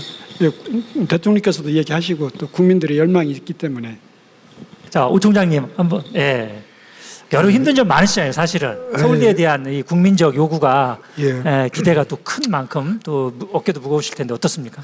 그러니까 지금 말씀하시는 핵심 인재는 우리나라 산업계에 필요한 인재라고 정의를 할 수 있을 것 같아요. 그러니까 사실 서울대학에 기르는 인재가 꼭 산업계에 필요한 인재만이 아니라 뭐 정치적으로 키울 수도 있고 또 학문적으로 굉장히 그런 인재를 키울 필요 있고 그런데 지금 말씀하신 건 이제 산업계가 필요한 인재를 못 키운다는 거잖아요. 그 면에서 본다 그러면 사실 제일 큰 문제가 그것도 역시 벽인데 대학과 산업체 간의 이 교류가 이렇게 좋지가 않습니다. 그러니까 대학은 나름대로 자기가 그냥 이게 필요한 거야. 반도체 하려고 그러면 이런 게 필요하고 자기가 알아서 가르치고 기계공학 하려면 이런 걸 배워야 돼. 근데 산업체에서는 또 그거 가지고 안 되니까 또 와서 재교육하잖아요. 그거를 상당히 교류를 빨리 하는 게 필요한 것 같은데요. 이게 제도 탓하는 건 미안하지만 사실 우리나라의 그 제도들이 굉장히 경직된 게 많습니다. 예를 들어서 교수 겸직을 지금 못하게 돼 있어요, 기본적으로. 그러니까 첨단 산업에 대해서만 몇 년 전에 조금 풀었는데 사실 미국 같으면은 산업체하고 교류가 왔다 갔다 하기도 하고 그다음에 겸직을 할 수도 많이 있는데 우리는 그게 굉장히 제한돼 있기 때문에 그런 교류를 할 수 있고 그런 제도적으로 그 교류를 막는 걸 좀 풀어주는 게 굉장히 중요하다고 생각을 합니다. 그렇군요. 이번에 남 교수님 과학기술교육분과에서 했었잖아요. 과학기술과 교육을 다 아울렀는데 지금 여러 대학에 대한 이런 정부 규제 사실이 너무 많잖아요. 좀 어떻게 좀 과감하게 한번 패러다임 전환을 해야 되는 거 아니에요? 어떻게 보세요? 그러니까 저희가 인수위에서도 이제 그림을 그릴 때도 그런 면을 고려를 했고요. 그와 관련된 여러 가지 형태의 문서와 보고서를 남기고 왔습니다. 그래서 저희 대학이 좀 과감한 제안을 해주시면 정부가 충분히 받을 준비가 되어 있다라고 저는 이제 이해를 지금 하고 있고요. 아까 그 이남식 총장님께서도 그 교부금 문제도 말씀해 주셨는데 저희가 인수위 보고서에 남겨놓은 게 있고 그것이 이제 교육부에서 그 문제를 잘 해결할 수 있는 방안들을 마련해서 아마 발표가 이루어질 거라고 생각을 하고 있습니다. 그래서 아까 저희 핵심 인재와 관련돼서도 말씀을 드리는데 저희가 이 핵심 인재를 반도체에 국한하는 것이 아니라 넓은 의미에서 해석이 필요하고요. 실질적으로 인수위에서 여러 통계 자료를 보니 모든 부분이 다 저희가 인재가 부족해요. 소프트웨어는 소프트웨어 인력 부족, 또 어느 제조업은 제조업 인력 부족, 또 어느 또 순수 과학은 순수 과학의 또 인력 부족. 그러니까 우리가 인력도 부족하고 예산도 부족한 상황에서 지금까지 온 것만 해도 너무 대단하다라고 하는 생각이 드는데 그런 면에서 저희는 대학끼리의 협력 그리고 더 나아가서 전략을 정말 체계적으로 잘 잡아야 된다라고 생각이 들고요. 그렇죠. 정말 대한민국은 위대한 성취를 했잖아요. 폐허에서 이 단시간에 G10 국가가 됐고, 근데 우리가 지금 이런 대학의 토크 콘서트를 하는 거는 우리가 못해서 그렇다 이런 게 아니라 G5로 가보자. 그걸 한번 집단지성을 발휘하자는 거고요. 그 이우일 회장님, 그 기술 패권 시대에 지금 윤 정부가 반도체만 강조한다. 우리 과학기술계에서 이런 목소리도 많고 각 분야 인재가 부족한데 바이오나 에너지나 우주나 우리 열 몇 가지 국가 전략 기술이 있습니다.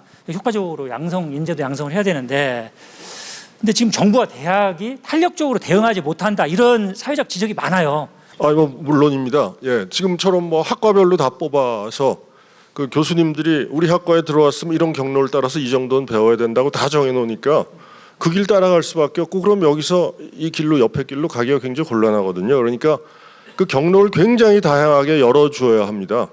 만약 무학과로 뽑을 수가 없다면 뭐 여러 가지 복수 전공 무슨 전공 해갖고 그걸 인커리지를 하고 그 길로 많이 가게 만들어줘야죠. 그게 하나고요. 또 하나는 반도체 회사에서 2나노 공정 만들어야 될 사람도 필요하지만 기존 공정을 돌릴 사람도 필요하거든요. 실리콘밸리가 성공한 굉장히 큰 이유 중에 하나가 그 유니버시티 오브 캘리포니아 시스템이 있고 캘리포니아 스테이트 유니버시티 시스템이 있습니다. 예, 그래서 하나는 R&D 쪽으로 조금 치중하고 하나는 있는 공정을 돌리는 그런. 근데 반도체 둘 다 필요한데 우리는 거의 전국의 모든 대학이 예를 들어 카이스트가 뭘 하면 다 똑같이 따라갑니다. 너무 획일적이에요. 커리큘럼도 똑같습니다. 그래가지고는 뭐 효율적인 지식 전수나 교육이나 뭐 그런 게 이루어질 수 없겠죠. 그래서 역할 분담 그거는 정부가 좀 인센티브를 줘서 유도를 해야 되지 않을까 그렇게 생각합니다. 감사합니다. 총장님, 지금 창의성을 갖춘 그런 지금 인문, 예술 또 인재 양성도 굉장히 중요해요. 우리나라 교육 시스템에서 굉장히 성공적인 예도 많이 있습니다. 최근에 미국의 반 클라이번 컴피티션에서 임윤찬이라는 18살 먹은 우리 학생이 그 우승을 했습니다. 사상 최연소로. 이 학생은 외국에 나가본 적이 없어요. 요사이 K 클래식이 전 세계 무대에서 우승을 굉장히 많이 하고 있습니다. 왜일까요? 한예종은 교육부 산하가 아니죠. 문체부 산하에 전혀 다른 교육 시스템을 갖고 있고 영재 과정도 있고 이 학생도 13살에 대학에 진학을 했습니다. 우리도 할 수 있는데 지금 우리 대학들은 학생을 선발할 수 있는 권한이 없습니다. 모든 것을 정량화해야 되고 입시 부정을 항상 걱정을 해야 되고 좋은 학생을 뽑을 수 있는 시스템이 아닙니다. 만약에 BTS 멤버들을 우리 교육 체계 안에서 뽑았으면 BTS가 가능했을까요? 그건 철저한 경쟁 위주의 엄청나게 가혹한 선발 과정을 통해서 뽑히고 훈련받은, 또 BTS를 만들기 위해서 작곡, 편곡, 그다음에 여러 가지 안무, 기획, 세계적인 헐리우드나 브로드웨이에서 역할하고 있는 사람들이 곡을 만들고 있지 우리나라 작곡가들이 아닙니다. 우리 대학에 과연 그런 레벨의 교수를 얼마나 가지고 있나요? 결국은 좋은 학생들을 받아서 우리가 시간만 보내고 있는 건 아닌지. 감사합니다. 자, 지피지기면 100점 불태입니다. 교수님, 지금 해외 대학에서 핵심 인재 어떻게 키우고 있어요? 네.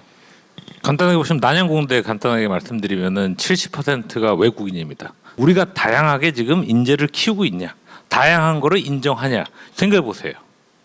저희가 이밸류에이션하는 시스템, 인재 얘기라고 뭐 딴 얘기를 많이 하시는데 우리가 과연 사회가 다양한지, 핵심 인재 얘기하시는데 인재 자체를 키울 수 있는 인구도 이렇게 줄어들고, 그러니까 그 펀더멘탈한 굉장히 기초적인 거를 지금 말씀하시고 해야 되는데 굉장히 겉가지들을 많이 말씀하시는 것 같아요. 저희가 굉장히 다양한 사람들이, 다양한 인재가 모여서 해야 됩니다. 캘리포니아 실리콘밸리 좋아하시죠? 딱 가보시면 그 정도로 다양할 정도로 지금 인재가 모여 살기 때문에 거기서 나오는 다양성이 존재하는 거고, 그 다양성을 해결하지 않으면은 저희 인구 감소랑 맞물려서 굉장히 힘들어지지 않을까. 거기서부터 답을 찾아야 된다고 저는 생각합니다. 예, 이기영 교수님도 하실 말씀 많죠? 예. 학교가 다양한 사람들을 선발할 수 있으려면 기존의 교육부에서 못하면 계약학과도 하고요, 뭐 최고 책임자 과정도 하고 그 외에 다른 어떤 포럼도 하고 다양한 사람들이 대학에 와서 같이 캠퍼스에서 활동할 수 있는 프로그램을 만드는 수밖에 없다고 생각합니다. 모범생이 아니라 사실 어떻게 보면 그런 어떤 인재보다는 좀 뭔가 또라이가 아이돌이 되는 거죠. 괴짜라고 얘기를 하지만 남들이 봤을 때 이상한 애인데 그 이상한 애들이 어울려서 뭔가 새로운 가치를 만드는 거를 어떻게 하면 학교 내에서 자유롭게 할 수 있을까, 학교가 그걸 받아줄 수 있을까에 대한 방법은 외부에서 찾지 말고 그냥 우리 내부에서 할 수 있는 것부터 했으면 좋겠다는 생각이죠. 예, 그렇습니다. 지금 우리 고 대표는 그 벤처 스타트업이 창의적인 아이디어를 갖고 있을 때 위탁해서 제조도 해야 되는데 그걸 매칭해주는 그런 지금 벤처 기업을 하고 있는 거죠. 지금 핵심 인재 측면에서. 네. 핵심 인재를 넘어서 그냥 사람이 없습니다. 그러니까 이게 어떻게 이렇게까지 방치를 하는가라는 생각은, 이 국가나 뭐 학교나 어디서 이걸 다뤄야 되는지 모르겠으나 산업이 너무나 하루가 다르게 변하고 있는데 어떤 인력이 필요한지 너무나 뻔하게 보이는데 거기에 대한 교육을 하는가. 과연 컴퓨터 사이언스 학과에서는 지금 우리 현장에서 쓰는 그런 코딩 교육을 하는가? 이 필요 없다고 생각하시는가? 그러니까 어느 정도는 분명히 시장의 목소리, 그리고 어떻게 보면 고객인데 이 산업계가 대학에 이 고객의 목소리를 좀 많이 들어야 되는 것 같다고 저는 생각하고 있습니다. 예, 감사합니다. 핵심 인재 육성 좋은 제안 좀 주시죠. 네. 교내 창업 프로그램을 통해서 바이오 기업 하나, 신소재 기업 하나를 창업을 해서 제자들을 많이 이제 기르고 있습니다. 근데 제가 여태까지 한 20여 명의 박사학위를 배출했는데 그 중에 제일 창의적이었던 인재를 뽑자고 하면 지금 이제 키스텐에 있는 박사인데요. 이 친구는 사실 학교도 그렇게 좋지 않고 성적도 좋지 않고 면접 때 뭘 잘하냐 물어봤더니 게임을 잘한다고 그러더라고요. 그래서 무슨 게임을 잘하냐 했더니 스타크래프트 전국 4강까지 했답니다. 그래서 저는 2번 붙지 않고 뽑았습니다. 근데 그 친구의 그 창의성과 그 잠재력, 그 모든 것이 발휘가 되기 시작하니까 모든 사람을 뛰어넘더라고요. 그래서 또 하나는 대학과 산업이 바라보는 인재가 아니라 인재가 바라보는 대학과 산업도 고려를 해주셔야 됩니다. 지금 인재들이 뭐 반도체 산업 충원을 위해서 우리나라의 경쟁력 강화를 위해서 태어나지 않았거든요. 그래서 그분들의 삶과 행복이 굉장히 중요하다. 좀 바꿔서 생각하는 것도 중요하다. 예. 네, 감사합니다. 그 옆에 계신 우리 차상균 교수님, 네. 이렇게 지명까지 해주시니 감사합니다. 뭐 중요한 포인트를 다 집었다고 생각하고요. 특히 다양성 부분에 대해서 우리가 정말 심각하게 생각해야 된다. 지금 현재 우리의 인재 투자 방식은 계란을 한 바구니에 들어가도록 교육부가 때까지 정했었거든요. 그래서 이걸 다 풀어줘야 된다고 생각하고요. 그래서 결국은 우리가 지난 한 20년 동안에 그런 식으로 교육을 하다 보니까 대학, 고등학교 모두 이 스펙 위주로 가게 되고 이게 지금 대학원까지 연결이 됐거든요. 이걸 어떻게 깨줄 거냐. 그건 전 교육부가 다 풀어주고 대학이 알아서 하도록 그렇게 해주는 것이 첫 번째 답이라고 생각합니다. 가장 쉬운 방법 아니겠습니까? 그러고 나서 지금 현재 정말 우리가 혁신 인재를 키우려면 파괴적 혁신 인재도 또 있어야 되거든요. 그 사람들을 어떻게 키우느냐 하면 실패를 할 수 있도록 해야 돼요. 그러니까 스펙을 깬다는 것은 실패를 포용할 수 있는 그런 시스템을 만들어줘야 되는 거고 실패가 계속될 때 결국은 이제 성공하게 되는 건데 그렇게 가려면 우리가 예를 들면 연구비를 주는 시스템에도 양적으로 평가해서 연구비를 일방적으로 그냥 나눠주는 게 아니라 정말 내용을 들여다보고 적어도 70%에 대해서는 양적으로 하는 건 좋지만 30%에 대해서는 정말 엑셀런스를 누군가 책임지고 보정할 수 있는 그런 시스템으로 가야 되지 않을까 생각했습니다. 네, 좋은 말씀 감사합니다. 소프트웨어 인재 측면에서 워낙 지금 인재난이 심하잖아요. 국가 전략기술이라는 게 아주 다양해요. 그죠? 지금 이런 뭐 반도체나 디스플레이나 2차 전지나 5G, 6G 같은 선도형도 있지만은 또 수소나 AI, 첨단 로봇, 뭐 사이버 보안 이건 경쟁력이거든요. 그다음 첨단 바이오나 양자, 우주, 항공, 그다음에 우리 차세대 원전 이건 우리가 추격형이에요. 이렇게 과연 골고루 지금 인재를 우리 대학에서 지금 양성을 해주고 있느냐. 근데 지금 윤석열 정부도 계속 반도체만 강조를 하다 보니까 지금 각 기관마다 전부 R&D 과제도 앞에다 반도체를 다 집어넣는 이런 기현상이 발생을 하고 있거든요. 좀 답답합니다, 사실은. 총장님 한번 말씀 좀 해주시죠. 우리 좀 저희는 그래서 저희 카이스트는 최근에 마이크로 디그리라는 제도를 만들었습니다. 그래서 이제 사회적인 전공의 미스매치, 지금 청년 실업자가 뭐 7%, 80%, 40만 뭐 이렇게 놀고 있잖아요. 그 사람들이 뭐 능력이 없어서가 아니라 이게 전공을 잘못 택해서 학교를 어쩌다가 잘못 들어가가지고 학과를 잘못 들어가서 그런 일이 생긴 거예요. 그래서 저는 그 대학 졸업자 중에 그 중에 우수한 사람을 뽑아서 약 10개월 정도 사회에서 필요한 전공으로 가르쳐서 산업체에 제공하는 그런 걸 하기 위해서 어느 정도 대학의 그 학과의 경직성을 어느 정도 보완할 수 있지 않을까 이런 생각을 해봅니다. 뭐 미국의 마이크로 디그리, 마이크로 크레딧 뭐 이런 게 있었죠. 맞습니다. 예. 네, 회장님. 마이크로 디그리 말씀하셔서 제가 아까 학부 교육과 관련해서 대학 졸업장이 등록금 영수증이라고 말씀드렸는데 그건 이제 지금 시스템에서 그런 거고요. 아까 지금 마이크로 디그리나 이런 걸 만약 하신다면 좀 상황이 좀 달라질 것 같은데 실제로 이렇게 주장하시는 분들이 있습니다. 뭐냐하면 그 졸업 디플로마가 아니라 서티피킷으로 가야 된다. 그래서 예를 들어서 삼성전자에서 반도체 쪽에 직원을 뽑으려면 이런 과목들을 열거해놓고 이걸 들은 사람들을 지원하게 만들면 그러면 인문대 학생들도 거기 갈 수 있게 자기가 좀 관심이 있었으면 그렇게 될 텐데 우리는 아까 제가 말씀드린 것처럼 학과 장벽에서 그 경로를 다 정해놓고 그걸 다 해야지 졸업장을 주는 시스템이기 때문에 지금 회장님 말씀에 격하게 공감을 하고요. 총장님 좀 어떠세요? 좀. 네.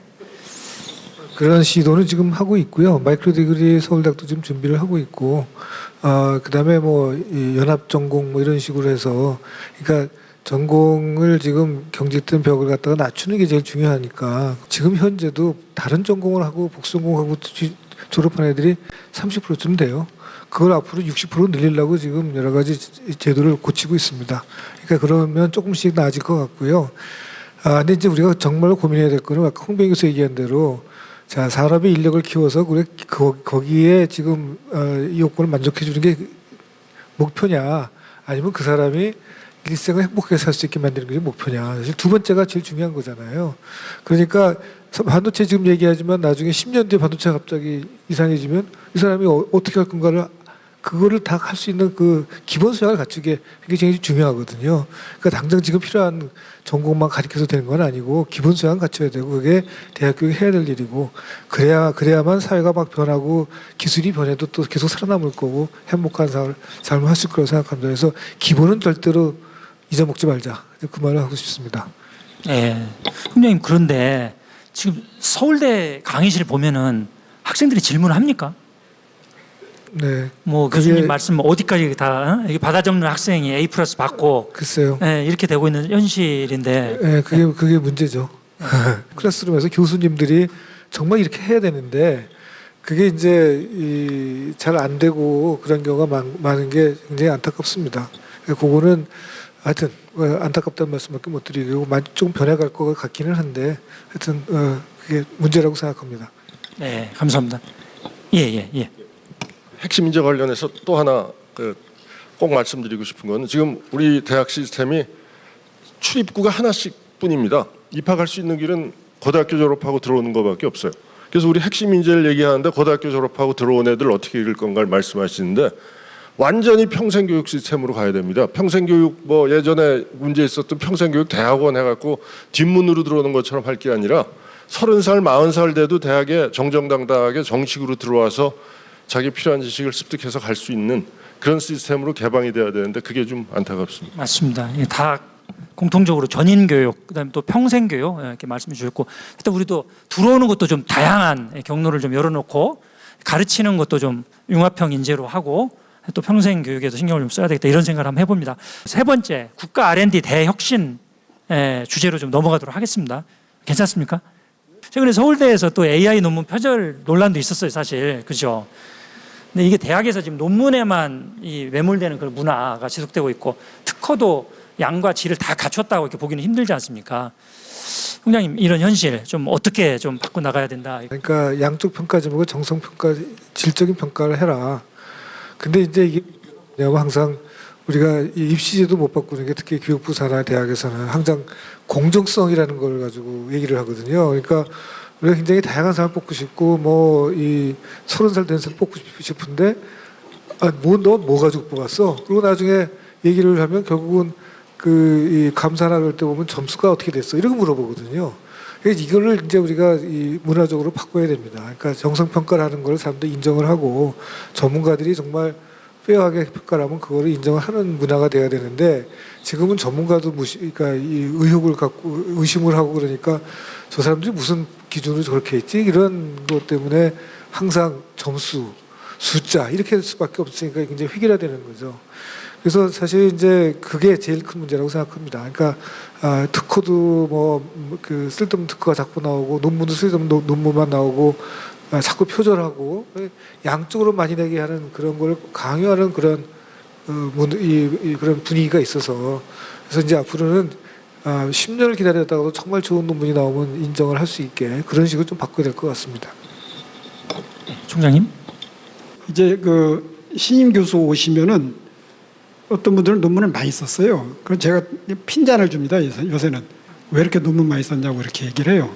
그 과거에는 논문을 많이 쓰면 좋은 걸로 알았는데 뭐 쓰잘데없이 논문 많이 쓴 것 같다고 내가 그렇게 해서 분위기를 바꾸려고 노력하고 있고요.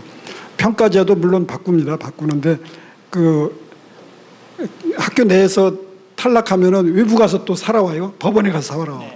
예, 거기서는 숫자로 계산을 해라 이겁니다. 예, 그래서 사회가 받아줄 줄 아니까 어려움은 있지만은 아까도 얘기했지만 뭐 사회만 외부 탓만 해가지고 되겠어요? 내부에서 고치려고 노력하고 있습니다. 예. 다 살아오고 그렇게 되는데 교육부에 소청위원회가 있습니다. 자, 그런데 사실 이런 얘기도 있어요. 서울대 교수 매년 3% 아니면 안 되면 1, 2%라도 테뉴어에서 계속 경쟁을 시켜서 탈락을 시킨다. 그러면 아마 대한민국이 정말 뒤집어질 거다. 서울대가 그렇게 나서면 다른 대학 다 전파가 되지 않습니까? 근데 지금 완전 무풍지대, 소위 철밥통이잖아요. 테뉴만 받으면. 이 교수님 어떻게 40대 중후반 이 중견 연구자로서 어떤 문제의식을 갖고 계세요?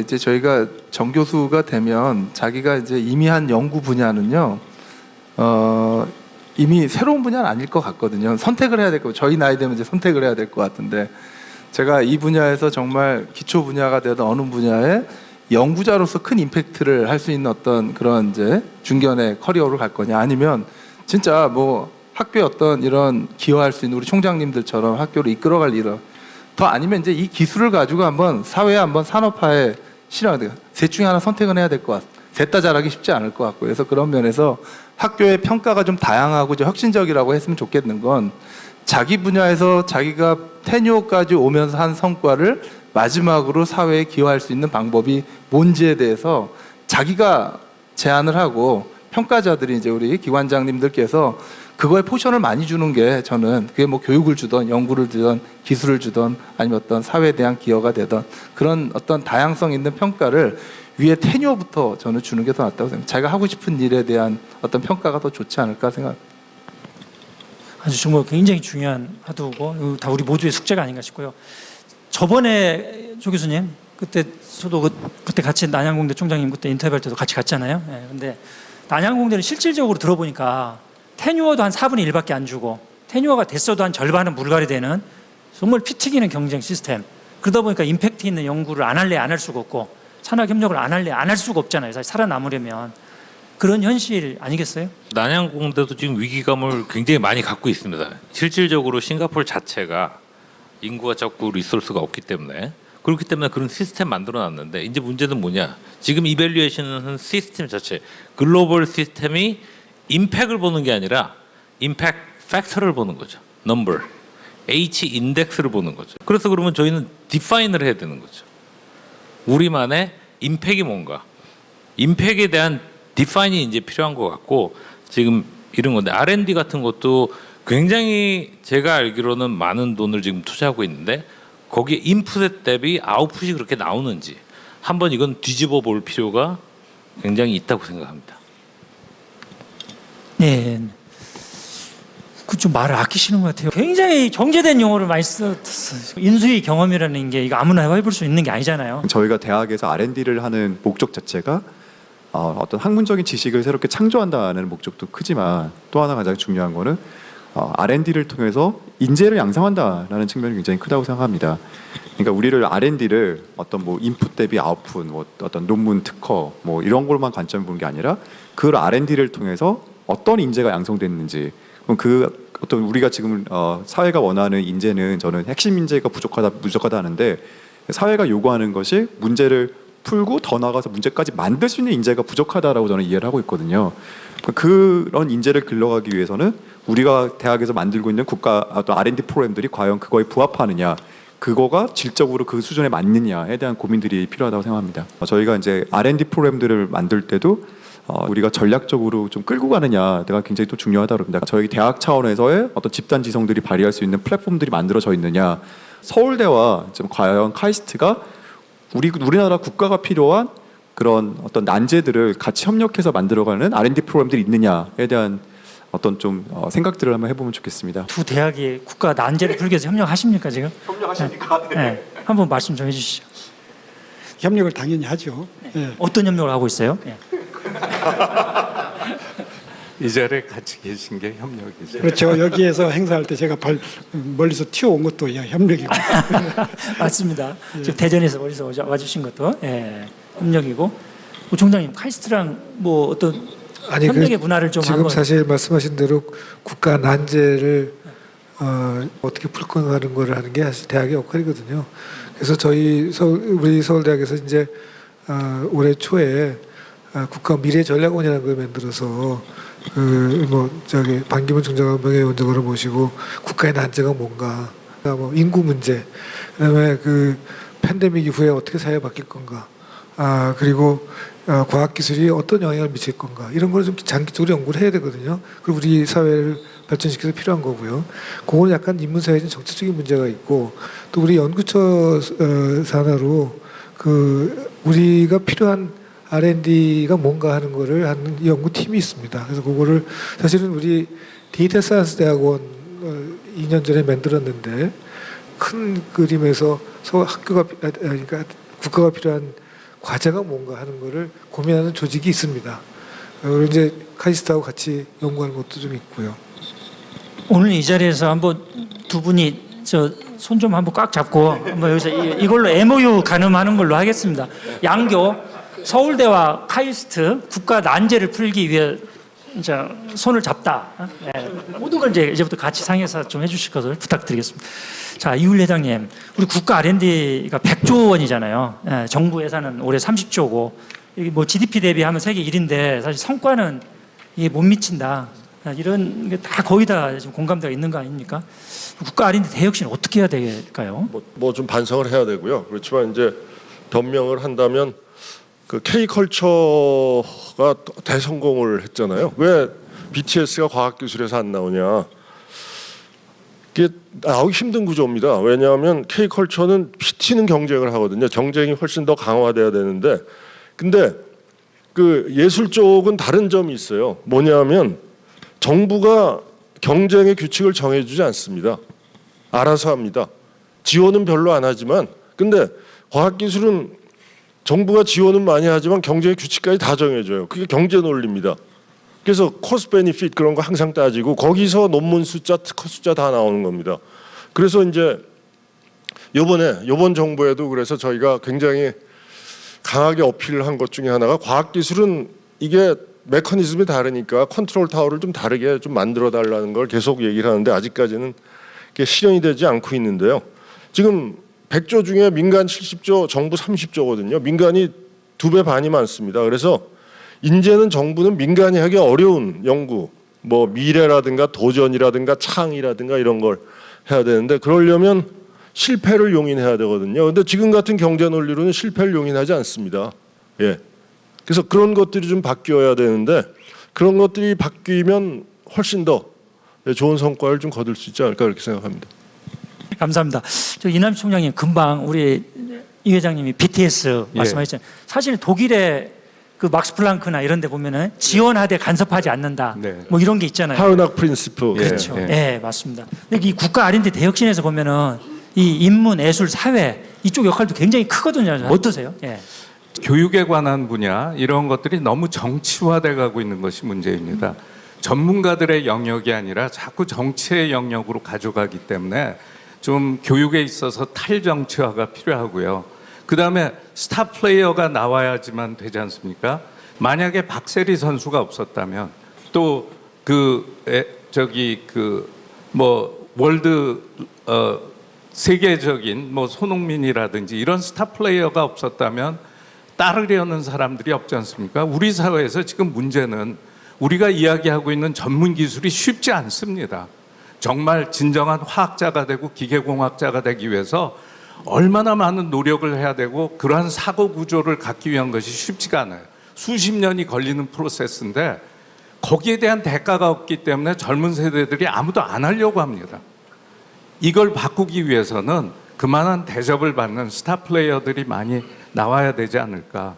또 국가 R&D도 예를 들면 아까도 잠깐 얘기했지만 ASML이라는 세계 최고의 리소그라피 회사가 미국이나 일본에 있지 않고 네덜란드에 있습니다. 어떤 한 분야를 우리가 택해서 열심히 밀면 세계 최고가 될 수 있는 분야들이 굉장히 많이 있습니다. 그래핀 테크놀로지를 그렇게 했으면 좋겠습니다. 또 하이스피드 인메모리 데이터베이스를 우리나라가 세계 최고로 할 수 있는데 아니 실리콘밸리에 가서 인정을 받아야지 한국에서 인정 못 받는 게 너무나 억울합니다. 이런 게 좀 제발 변했으면 좋겠습니다. 네, 감사합니다. 예, 남 교수님. 아까 이제 우리 R&D 시스템이 비효율적이다 아니면 어떤 뭐 한계에 도달했다라는 것에 대해서 저는 또 일부는 동의하지만 또 일부는 그렇지 않다라고 봅니다. 그러니까 저희가 과학기술 분야가 지금까지 굉장히 잘해왔다라는 것을 저는 좀 기본으로 했으면 좋겠고 스타 플레이어가 없는 게 아니라 발굴이 안 된 거고 많이 알려지지 않는다라는 좀 관점에서 한번 이해를 해주시면 좋을 것 같고요. 그러니까 저는 과학기술의 우리 어떤 미래를 굉장히 긍정적으로 지금 바라보고 있고요. 그러면 왜 우리 정부 예산이 50%가 늘어났는데 성과가 50%가 나오지 않느냐에 대해서도 그거를 지금에 있는 그런 인덱스를 기준으로 평가했기 때문에 그 증가율이 그대로 늘어나지 않는 거지. 그런 또 다른 저희 나름대로의 그런 인덱스들을 개발, 뭐 인덱스가 될지 정성적인 것들을 어떻게 우리가 공감대를 만들어서 사회적으로 커뮤니케이션 할지 그런 노력들이 저희가 필요하다. 일단 그 30조 원 그걸 우리 대학하고 국가연구소 그러니까 정부 출연 연구기관하고 우리 기업들에게 지원을 하지 않습니까? 그런데 대부분 다 이렇게 나눠주기식 소위 R&D 포퓰리즘이라고 하잖아요. 기획 자체를 공무원들 위주로 한다는 그런 지적이 많잖아요. 그래서 지금 윤석열 정부도 그걸 민간 PM 이 기능을 좀 강화하겠다. 뭐 내년에는 한국형 달파를 만들겠다. 뭐 이런 얘기들을 하는데 이런 모든 것들이 어떻게 보면은 이 문화 생태계가 갖춰져야 되잖아요. 회장님 한 말씀 좀 해주시죠. 뭐 전반적으로는 그래도 우리나라 과학기술 예산은 다른 예산에 비해서는 훨씬 더 투명하고 효율적으로 쓰이고 있다고 생각합니다. 근데 그럼에도 불구하고 비판이 있는 건 조금 더 잘 할 수 있는 여지가 있는데 왜 그걸 못하느냐 하는 데 대한 비판일 거고요. 그 R&D 투자도 이것저것 막 섞는 겁니다. 뭐 지역 문제하고 수월성하고 막 섞어갖고 같이 해서 막 나눠주니까 이게 구분이 안 되는데 확실하게 역할 분담을 해서 자, 요 예산은 지역을 위해서 쓰는 거고 요건 수월성을 위해서 쓰는 거다. 뭐 이런 식으로 좀 나눠서 집행을 하면 그러면 훨씬 더 나은 결과가 있지 않을까 그렇게 생각하는데 그것 역시 그 정부의 뭐 예산이나 그런 움직이는 메커니즘을 다른 부처에서 움직이는 메커니즘을 그대로 갖고 가면 그게 바뀌지가 않는 것 같습니다. 그래서 뭐 그런 의미에서 과학기술은 조금 다른 메커니즘으로 지금 정부에서 좀 갖고 가졌으면 좋겠다 하는 게 좀 한마디만 말씀을 드리고 싶은데 사실 우리 국가 R&D가 비효율적이다 하는 거는 굉장히 양적인 단기적인 평가를 할 때 그렇게 보는 거고요. 좀 길게 봐야 될 것 같아요. 그러니까 사실 오늘 10,000원을 넣었는데 상고가 내일 얼마 나왔냐고 물어보면 과학기술은 그렇게 안 나오거든요. 그러니까 예를 들어서 이런 겁니다. 일본의 과학기술 투자가 효율적이냐고 물어보면 미국식 잣대로 보면 효율적이 아닐 겁니다. 아니, 그러니까 거기는 그냥 그 대학의 교수들한테 기본 연구비를 주고 10년, 20년을 계속 연구하게 하고 그러면 나오는 평가는 그냥 논문수나 이런 걸 보면 그렇게 효율적이 아닌데 결국 그게 씨앗이 되면서 노벨상이 우수 튀어나오는 거거든요. 자기가 혼자 어떤 분야를 굉장히 오랫동안 간섭 안 먹고 연구할 수 있다. 그러면 그 사람이 정말 좋은 아이디어 갖고 있으면 그게 노벨상이 되는 거거든요. 우리처럼 내 논문 몇 개 냈어. 자꾸 이렇게 물어보면 안 되는 거라서 우리 문화가 조금 이제는 이렇게 급하게 생각하지 말고 오늘 투자를 하더라도 그 사람들 좀 믿고 그다음에 평가는 한 10년 뒤에 해보겠다. 이제 이렇게 하는 게 맞는 것 같아요. 근데 항상 그 국회 가면은 국회의원이 제가 IBS 원장 할 때 너 돈을 얼마 받아갔는데 난 나오는 결과가 뭐야 이러고 물어보거든요. 실제로 지금 IBS가 10년 지나고 나서 보니까 거기서 정말 세계적인 성과들이 나오기 시작하는 거죠. 당장 2, 3년 안에는 안 나옵니다. 그런 것들이. 그러니까 좀 길게 보는 게 필요하다고 생각합니다. 현택환 그 IBS 그 나노 단장님도 그 말씀하셨잖아요. 미국의 글로벌 유수 대학들 자기가 아는 교수들은 매년 한 10개 정도를 갖다가 NSF에다가 과제를 넣는데 한 개가 될까 말까 하다. 자기는 지난 10년간 한 번도 과제 안 넣고 이렇게 IBS에서 안정적으로 연구비를 받아서 이렇게 많은 성과를 낼 수 있었다. 그래서 과학기술 쪽엔 좀 다른 메커니즘으로 그 컨트롤 타워가 좀 필요하지 않나. 행정의 시간은 1년입니다. 1년 단위로 돌아갑니다. 예, 철저하죠. 기재부에서 1년 단위로 예산을 주니까. 근데 과학기술자, 특히 과학자의 시간은 3년이 될 수도 있고 5년이 될 수도 있거든요. 근데 그걸 1년 단위로 계속 끊어갖고 재단을 하니까 자꾸 이상한 식으로 성과 평가를 하게 되고 꼬이게 되지 않나 그렇게 생각합니다. 예, 형 교수님. 예, 저희가 이제 국가 R&D를 이제 효율적으로 만들기 위해 대혁신을 해야 된다라고 하는데 그래서 이제 저희 국정과제 하나도 국가 R&D 시스템을 재설계하겠다라는 것입니다. 거기서 저는 핵심이라고 생각하는 게 이제 자율성이 확보가 돼야 되는데 왜 우리 과제들이 다 프래그멘테이션돼 나눠지느냐? 아까 어떤 저희가 그 예산을 신청하는 과정, 뭐 예타 과정에서 과제별로 다 나오고, 그다음에 저희 총장님도 계시지만 서울대가 어떤 예산을 하려고 그럴 때도 다 항목별로 나오고, 그런데 제가 작년 재작년에 굉장히 큰 깨달음이 있었습니다. 우리 오세정 총장님이 텐텐 프로젝트라는 걸 만드셔가지고요. 그 과별로 블럭 펀딩을 주셔서 굉장히 작은 돈이지만 2억에서 3억을 이제 주셨는데 제가 이제 온 지 한 12년 되지만 그게 첫 시도였어요. 어떤 학과에 그냥 펀딩을 주고 어떤 큰 목표를 향해서 우리의 어떤 임무, 뭐 비전을 향해서 자유롭게 아이디어를 만들어봐라라는 것이었는데 저는 그런 것이 굉장히 중요하다고 생각합니다. 이런 자율성을 주기 위한 블록 펀딩을 만들고 그거를 전권을 줘가면서 추진을 해주고 나중에 평가하게 하는 그런 게 필요하고. 예, 정말 맞는 말씀이고요. 서울경제신문이 지난주에 대전 생명연회에 가서 기업가 정신 토크 콘서트를 했거든요. 근데 저희가 출연료를 계속 돌면서 이렇게 하는데 항상 출연연 원장님들이 공통적으로 호소하는 게 그거예요. 본인들의 예산에 대해서 아무런 권한이 없다는 거죠. 기재부에서 공공기관 관리를 이렇게 하는데 자신들이 이 예산을 정부에서 받았을 때 어디에 우선순위를 두고 투자를 해야 되는데 아무런 결정권이 없기 때문에 사실 우리는 너무 이게 촘촘한 규제 관리 이게 참 윤석열 대통령이 뭐 과학기술 강국 만든다고 하는데 실제 하는 거 보면 말뿐입니다. 대통령께 인수위 블록 펀딩 의 중요성들은 보고가 돼 있고요. 자, 근데 저희가 이제 해야 될 게 뭐냐면 어느 기관이 자기 기관을 위해서 목소리를 내면요, 그건 좀 설득력이 없다고 저는 생각이 듭니다. 그런 면에서는 저희 어떤 과학기술계뿐만 아니라 이런 대학들이 같이 합심을 해서 공통의 목소리를 좀 냈으면 좋겠다 이렇게 생각합니다. 자, 그러면 마지막 주제입니다. 산학연 협력과 기술 사업화로 넘어가도록 하겠습니다. 중요한 거는 도전적, 모험적 연구를 할 수 있는 환경을 만들어 주느냐 이거 아니겠어요? 그래서 산학연에서 특히 대학과 출연연에서 임팩트 있는 그런 연구 결과물을 내놓고 기술 이전이나 창업으로 연결을 해야 되는데요. 저희는 최근에 작년에 법을 바꿨습니다. 카이스트 법을 어떻게 바꿨냐면은 그 동안에는 그 카이스트 이 설립 목표가 교육과 연구로 돼 있었어요. 거기다 창업을 넣었습니다. 그 교육, 연구, 창업 이렇게 넣어서 좀 더 이제 강화하기 위해서 했고요. 제가 총장 되고서 모든 교수님들한테 그 1연구실에서는 한 개 회사를 하나씩 하자. 1랩 1창업이라고 해가지고 뭐 수학과나 그런 데서는 싫어하지만 그래도 대부분 과에서는 야 이거 뭐 우리도 해야 되나 보다. 옆에 교수 하니까 해야 되냐. 그래서 1년 사이에 2배가 넘었어요. 창업한 거 보니까. 몇 개나 했어요? 대략 20몇 개 하다가 교수님들이 60몇 개로 늘었어요. 이럴 때는 박수 한번 보내주셔야 되는 거 아니에요? 아유, 박수까지 주시니까 예, 송구합니다. 제가 카이스트가 창업을 잘한다는데 일반적인 그 생각이 인상이 그런 것 같아요. 근데 솔직히 얘기하면 지난 20년 동안에 재벌 기업이 아니라 새로 생긴 기업 중에서 카카오, 네이버, 그다음에 다 서울대 출신이 한 겁니다. 그러니까 이럴 때도 박수 한번 보내주셔야 될 거 아니에요? 그러니까 이 서울대가 그 동안에 이 창업에 그러니까 굉장히 주목을 안 한 건 사실인데 그럼에도 불구하고 졸업생은 굉장히 똘똘한 사람들이 나와서 창업을 잘하고 잘 키웠다. 사실은 뭐 지금 K컬처 얘기하는데 서울대가 특별히 뭐 대중분야에 관심을 가진 건 아니었지만 뭐 방시혁, SM, 이수만, 황동혁 다 서울대 출신이거든요. 그러니까 똘똘한 학생들이 모여서 자기가 하고 싶은 일을 하게 하면 얘들이 굉장히 큰 나중에 성과를 낸다라는 거. 저희들은 지금 이제 창업에 대해서 굉장히 신경을 많이 씁니다. 그래서 창업 조직도 본부에 만들었고 심지어는 기획 창업도 하고 그리고 창업을 할 수 있는 여러 가지 여건을 마련해주고 이러고 있는데 저는 굉장히 이게 상당히 앞으로 희망이 있는 것이 학생들이 관심이 많습니다. 그러니까 우리가 창업 경진대회를 교내에서 하게 되면 여러 팀이 나오고 굉장히 똘똘한 그 아이디어를 갖고 있어요. 네, 감사합니다.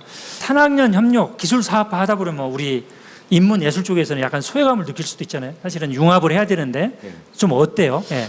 그래서 여러분들께서 조금 주목해 주실 만한 것이 창작자 경제입니다. 굉장히 많은 플랫폼, 유튜브를 비롯해서 틱톡이라든지 또는 요새 메타버스 플랫폼들이 굉장히 많이 나오고 있는데 여기에서는 그 게임을 즐기거나 그 안에서 노는 사람 스스로가 뭔가 경제 활동을 할 수가 있게 됩니다.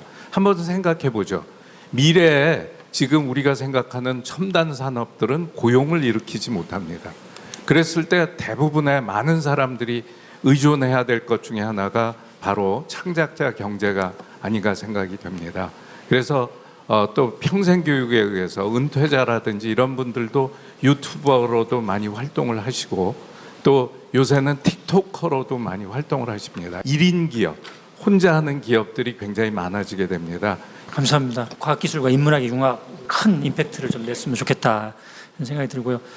지금 회장님, 우리가 G5 과학기술 강국으로 가야 되잖아요. 그러려면 좀 대학과 기업 출연연이 이렇게 굉장히 똘똘 뭉쳐서 좀 영향력이 큰 연구도 하고 뭔가 결과물도 내놔야 되는데 좀 어떻게 보세요, 이게? 지금은 솔직히 말씀드리면 협력은 잘 안 되는 것 같고 서로 경쟁 관계죠. 어떻게 보면 연구비 따는 경쟁 관계에 있고요. 그래서 그런 건 좀 바뀌어야 될 것 같습니다. 그런데 이 기술 사업화 관련해서 이 학생들 교육, 앙트레프레너십에 대한 교육 같은 걸 이제 좀 시켜야 될 것 같은데 우리나라가 엑시트할 수 있는 여지가 그렇게 크지 않습니다. IPO 아니면 M&A인데 대기업에서 M&A 잘 안 해주고 또 그마저 문어발 그거 못하게 해갖고 다 막아버리고 있으니까 IPO 가야 되는데 IPO 몇 프로 나가겠습니까? 결국은 글로벌로 나가야 되는데 이제 그런 걸 염두에 두고 교육시키는 걸 좀 해야 될 텐데 제 기억으로는 대학 내에서 굉장히 그런 노력에 대해서 배관시하는 분위기가 있습니다. 대학은 그런 거 하는 데가 아니다. 학문을 하는 데지. 그리고 보상에 대한 것도 잘 정립돼 있지 않습니다. 교수가 창업을 했다 그러면 conflict of interest에 관해서 문제들이 생기는데 그런 것 때문에 고생하시는 분들이 굉장히 많거든요. 잘못해서 아차하면 걸려듭니다. 그리고 보상도 마찬가지로 제가 그 찬스판 제가 예를 들어서 1억어치를 기술 이전을 했다. 그러면 예를 들어서 대학에 따라 다릅니다만 40% 대학에 갖고 60% 남잖아요. 그 6천만 원 중에 세금이 또 45% 나갑니다. 왜냐하면 근로소득으로 됐어요. 그거 바꿔달라고 여러 해 전부터 기재부에 그렇게 얘기해도 꼼짝도 안 합니다. 기타 소득이 돼야죠. 정년퇴임, 저같이 정년퇴임한 사람들은 그게 기타 소득입니다. 근데 그 현직에 있는 분들은 근로소득이거든요. 그러니까 20% 정도나 건질 수 있나? 그래서 이런 독고 콘서트를 하다 보면 기재부 차관이 꼭 껴야 되겠다는 생각을 굉장히 많이 합니다. 이게 기재부의 나라냐 이런 얘기도 많이 있는데 기재부가 안 끼는 데가 없잖아요. 모두 다 컨트롤하고 있으니까. 그런데 자 우리 두 인수위원님 산학년 협력과 기술 사업화 어떻게 해야 됩니까? 우리나라 사회가 대학에 기대하는 게 정말 많다라는 생각이 듭니다. 핵심 인재도 우리 열심히 양성을 해라.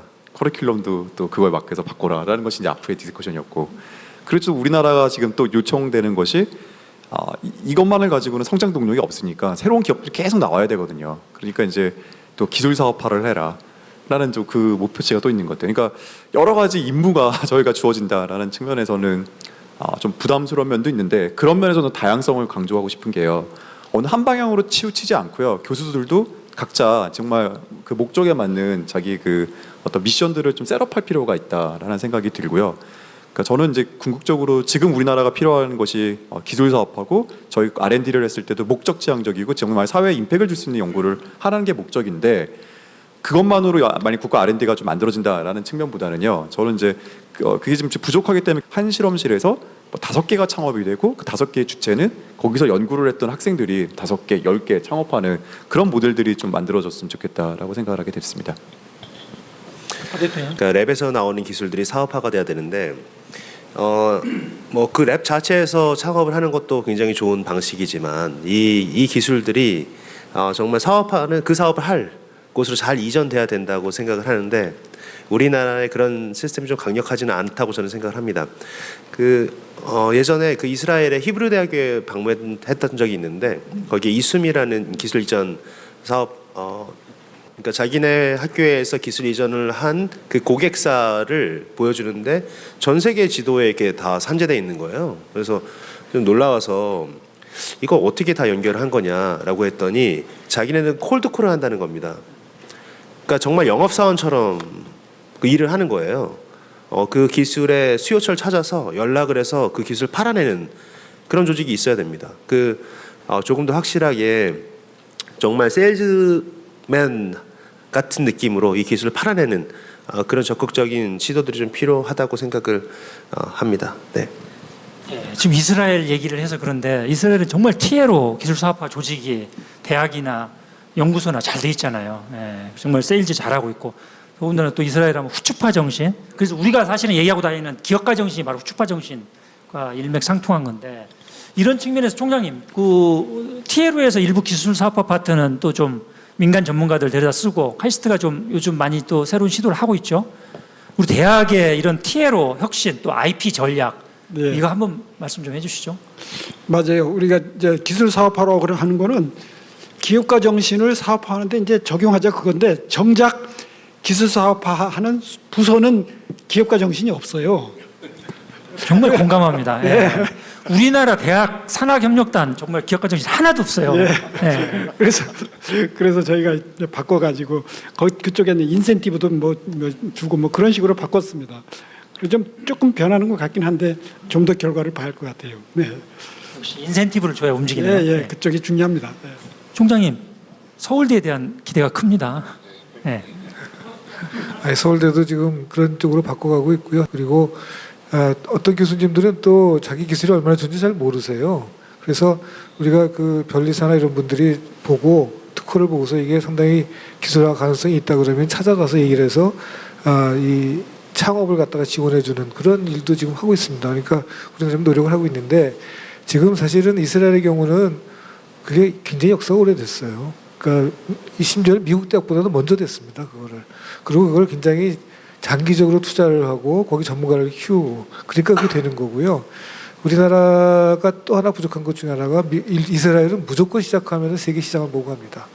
자기들의 시장이 너무 좁기 때문에 그거 좀 안 되기 때문에 무조건 자기 세계 시장을 보고 하는데 우리나라는 약간 중간이 돼가지고 우리나라 시장 가지고 해도 될 것 같거든요. 근데 그 다음에는 더 크려고 그러면 세계 시장을 봐야 되는데 그 생각에 갭이 좀 있는 것 같아요. 그래서 그거를 또 우리가 바꿔야 되는 것이 하나의 과제라고 생각합니다. 글로벌 대학의 흐름은 우리 조 교수님한테 부탁을 했는데 예전에 보시면 이제 노벨상 받으려고 하니까 IBS 같은 걸 만들어야 된다. 어마어마하게 이제 펀딩을 투자해서. 그러니까 제가 보면은 한 가지 되게 궁금한 게 뭐 하나가 뜨면은 그거를 올인을 하는 경향이 있어요. 쭉 이쪽만. 굉장히 다양해야 되는데 아까 말씀하신 것처럼 기초 연구도 해야 되고 뭐 사업화도 해야 되고 여러 가지 해야 돼. 티칭도 해야 되고 인재도 키워야 되고 그런 거를 다 모아놓은 게 대학입니다. 근데 그런 거를 아티피셜하게 우리가 지금 왜 기업화를 해야 되는지도 모르면서 기업화를 해야 된대요. 그 뜻은 뭐 펀딩이 모자라서 하는지 뭔지는 모르겠지만 기업화를 하는 대로 또 그쪽으로 다 가요. 노벨상이 없으니까 또 노벨상을 많이 받아야 된다. 그러면서 또 그쪽으로 다 가다 중간에 또 바뀝니다 뭔가.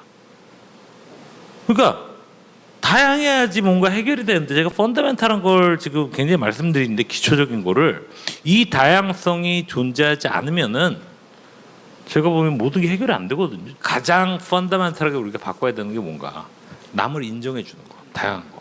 아니 사업 잘하시면 사업 잘하시는 걸 하고 기초 연구를 잘하시는 기초 연구를 잘하시는 걸 도와드리고 티칭을 정말 잘하시는 걸 도와드리고 저는 여기에 대한 정부의 지원은 규제를 하지 말고 굉장히 전폭적으로 지원해드려야 된다. 중국 대학은 지금 7조, 8조를 지금 투자를 해서 하는데 왜 우리는 안 하고 있냐 제가 그런 화두를 던졌습니다. 저는 몇몇 개 대학들은 그렇게 해야 된다고 봅니다. 왜? 그 정도 우리는 강국이 됐고 수준이 된다고 보니까. 우리는 목표를 또 글로벌로 가야 된다. 그런 그러니까 측면이에요. 목표를 글로벌로 잘하고 있는데 가서 더 잘해달라는 G5가 되고 네. 넘어가려 그러면은 투자를 굉장히 이피션트하고 굉장히 중점적으로 하되 다양성을 인정해줘야 된다가 제 결론입니다. 그러니까 칭화대가 연 예산 6조, 더 되죠, 베이징대가 한 4조 5천억 이렇게 되더라고요. 서울대가 1조 2천억, 카이스트가 한 8천억. 네. 아니 그러니까 그게 중요한데 요번에 이제 스탠포드를 한번 보십시오. 엔지니어링을 잘하고 사이언스를 잘하니까 그걸 하는 게 아니라 야 우리 뒤집자. 생각을 뒤집어서 스쿨을 아예 만들어 버리자. 지속 가능한 스쿨을 만듭니다. 그런 것들이 과연 1.4조를 우리나라 대학에 줬다 그래서 가능할까요? 그건 한번 생각해 보셔야 될 거예요. 완벽하게 발상을 뒤집는 겁니다. 그게 전 세계 탑이라고 하는 대학에서도 지금 위기감을 갖고 그렇게 한다는 거. 근데 이거는 다양성을 존중하지 않으면 나올 수 없는 발상입니다. 네. 감사합니다. 예, 신창수 교수님. 네. 아까 기술 사업화 말씀하셨는데요. 제가 토탈하고 CNPC 그다음에 BP에서 한 500만 불 정도를 제가 수주를 했어요. 기술인데 토탈에서는 이제 CTO가 있으니까 와서 랩을 방문하자마자 이제 한 서너 달 뒤에 자기가 기술 발표회를 대신했어요. 그리고 인보이스를 맺는데 학교랑 안 오고 제가 벤처기업을 세워서 해라. 그래야지 좀 덜 문제가 되니까요.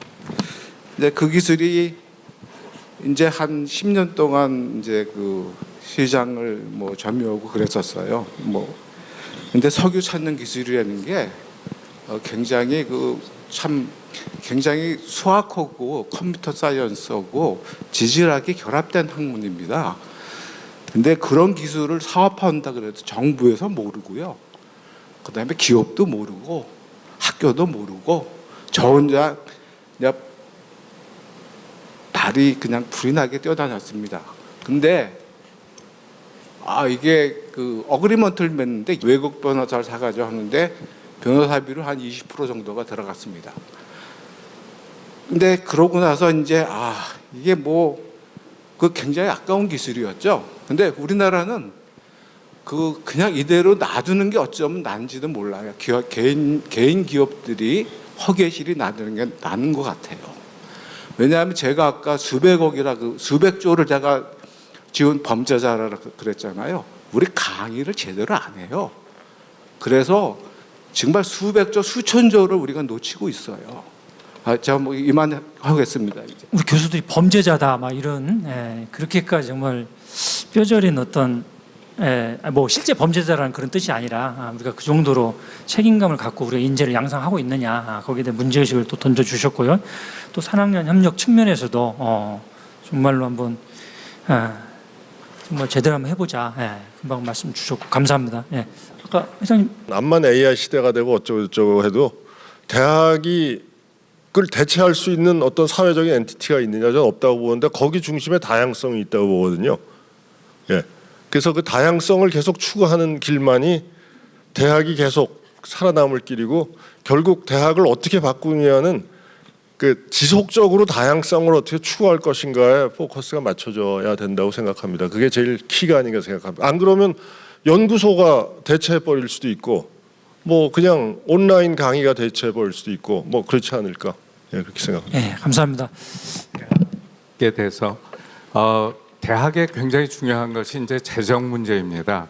대학의 기금, 우리나라에서는 대학의 적립금이라고 그래서 사립대학 같은 경우에 홍익대가 한 1조 정도, 그 다음에 이화여자대학교, 연세대학교 뭐 이런 대학들이 몇 천억씩 갖고 있는데 사실 미국 대학의 10분의 1 규모도 안 됩니다.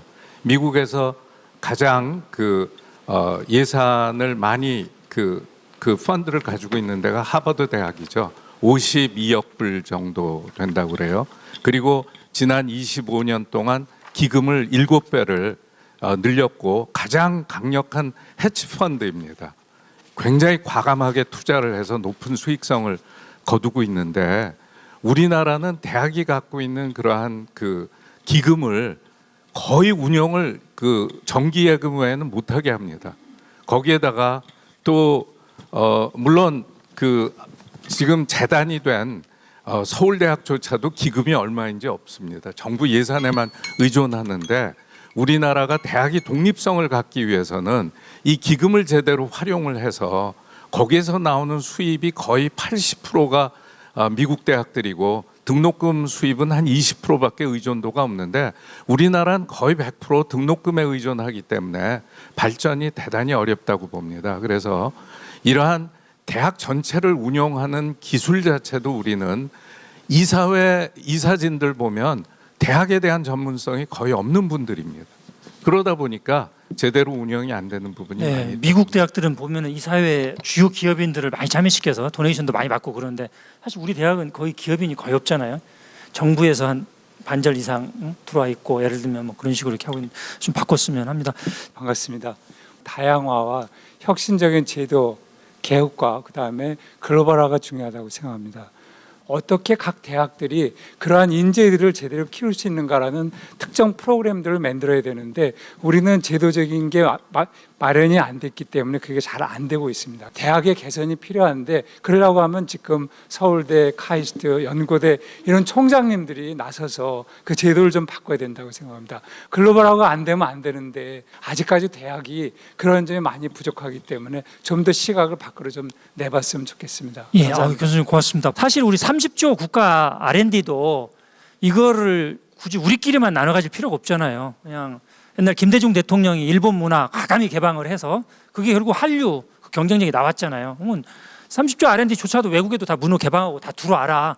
이렇게 하다 보면 맨 처음에는 물론 외국 학자들이 연구비 많이 가져갈 수도 있고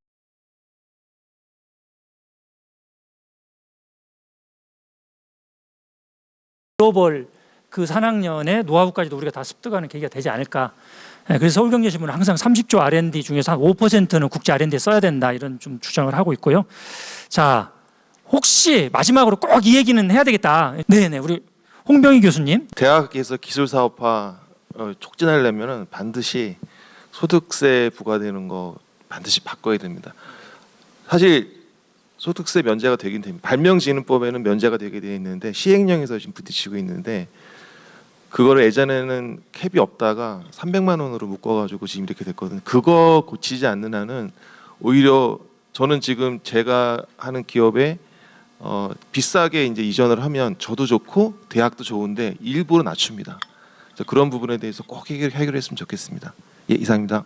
네, 감사합니다. 자, 그럼 이상으로 오늘 대학혁명 토크 콘서트 우리 각 대학 총장님들, 회장님, 그다음에 뭐 대표님, 교수님 이렇게 해가지고 대학혁명에 대해서 정말로 터놓고 또 여기 계신 우리 산학년 지도자분들과 같이 집단 지성을 한번 모아봤습니다. 아까 교육혁신, 그다음에 핵심 인재 양성, 국가 R&D 대혁신, 산학년 협력과 기술 사업화 사실은 묵직한 주제들이거든요. 그런데 우리가 이렇게까지 마음을 터놓고 토론을 했다는 것 자체도 우리 대한민국이 앞으로 굉장히 밝지 않나 하는 그런 생각을 해보면서 마치도록 하겠습니다. 여러분들 한번 박수와 함께 끝내도록 하겠습니다. 감사합니다.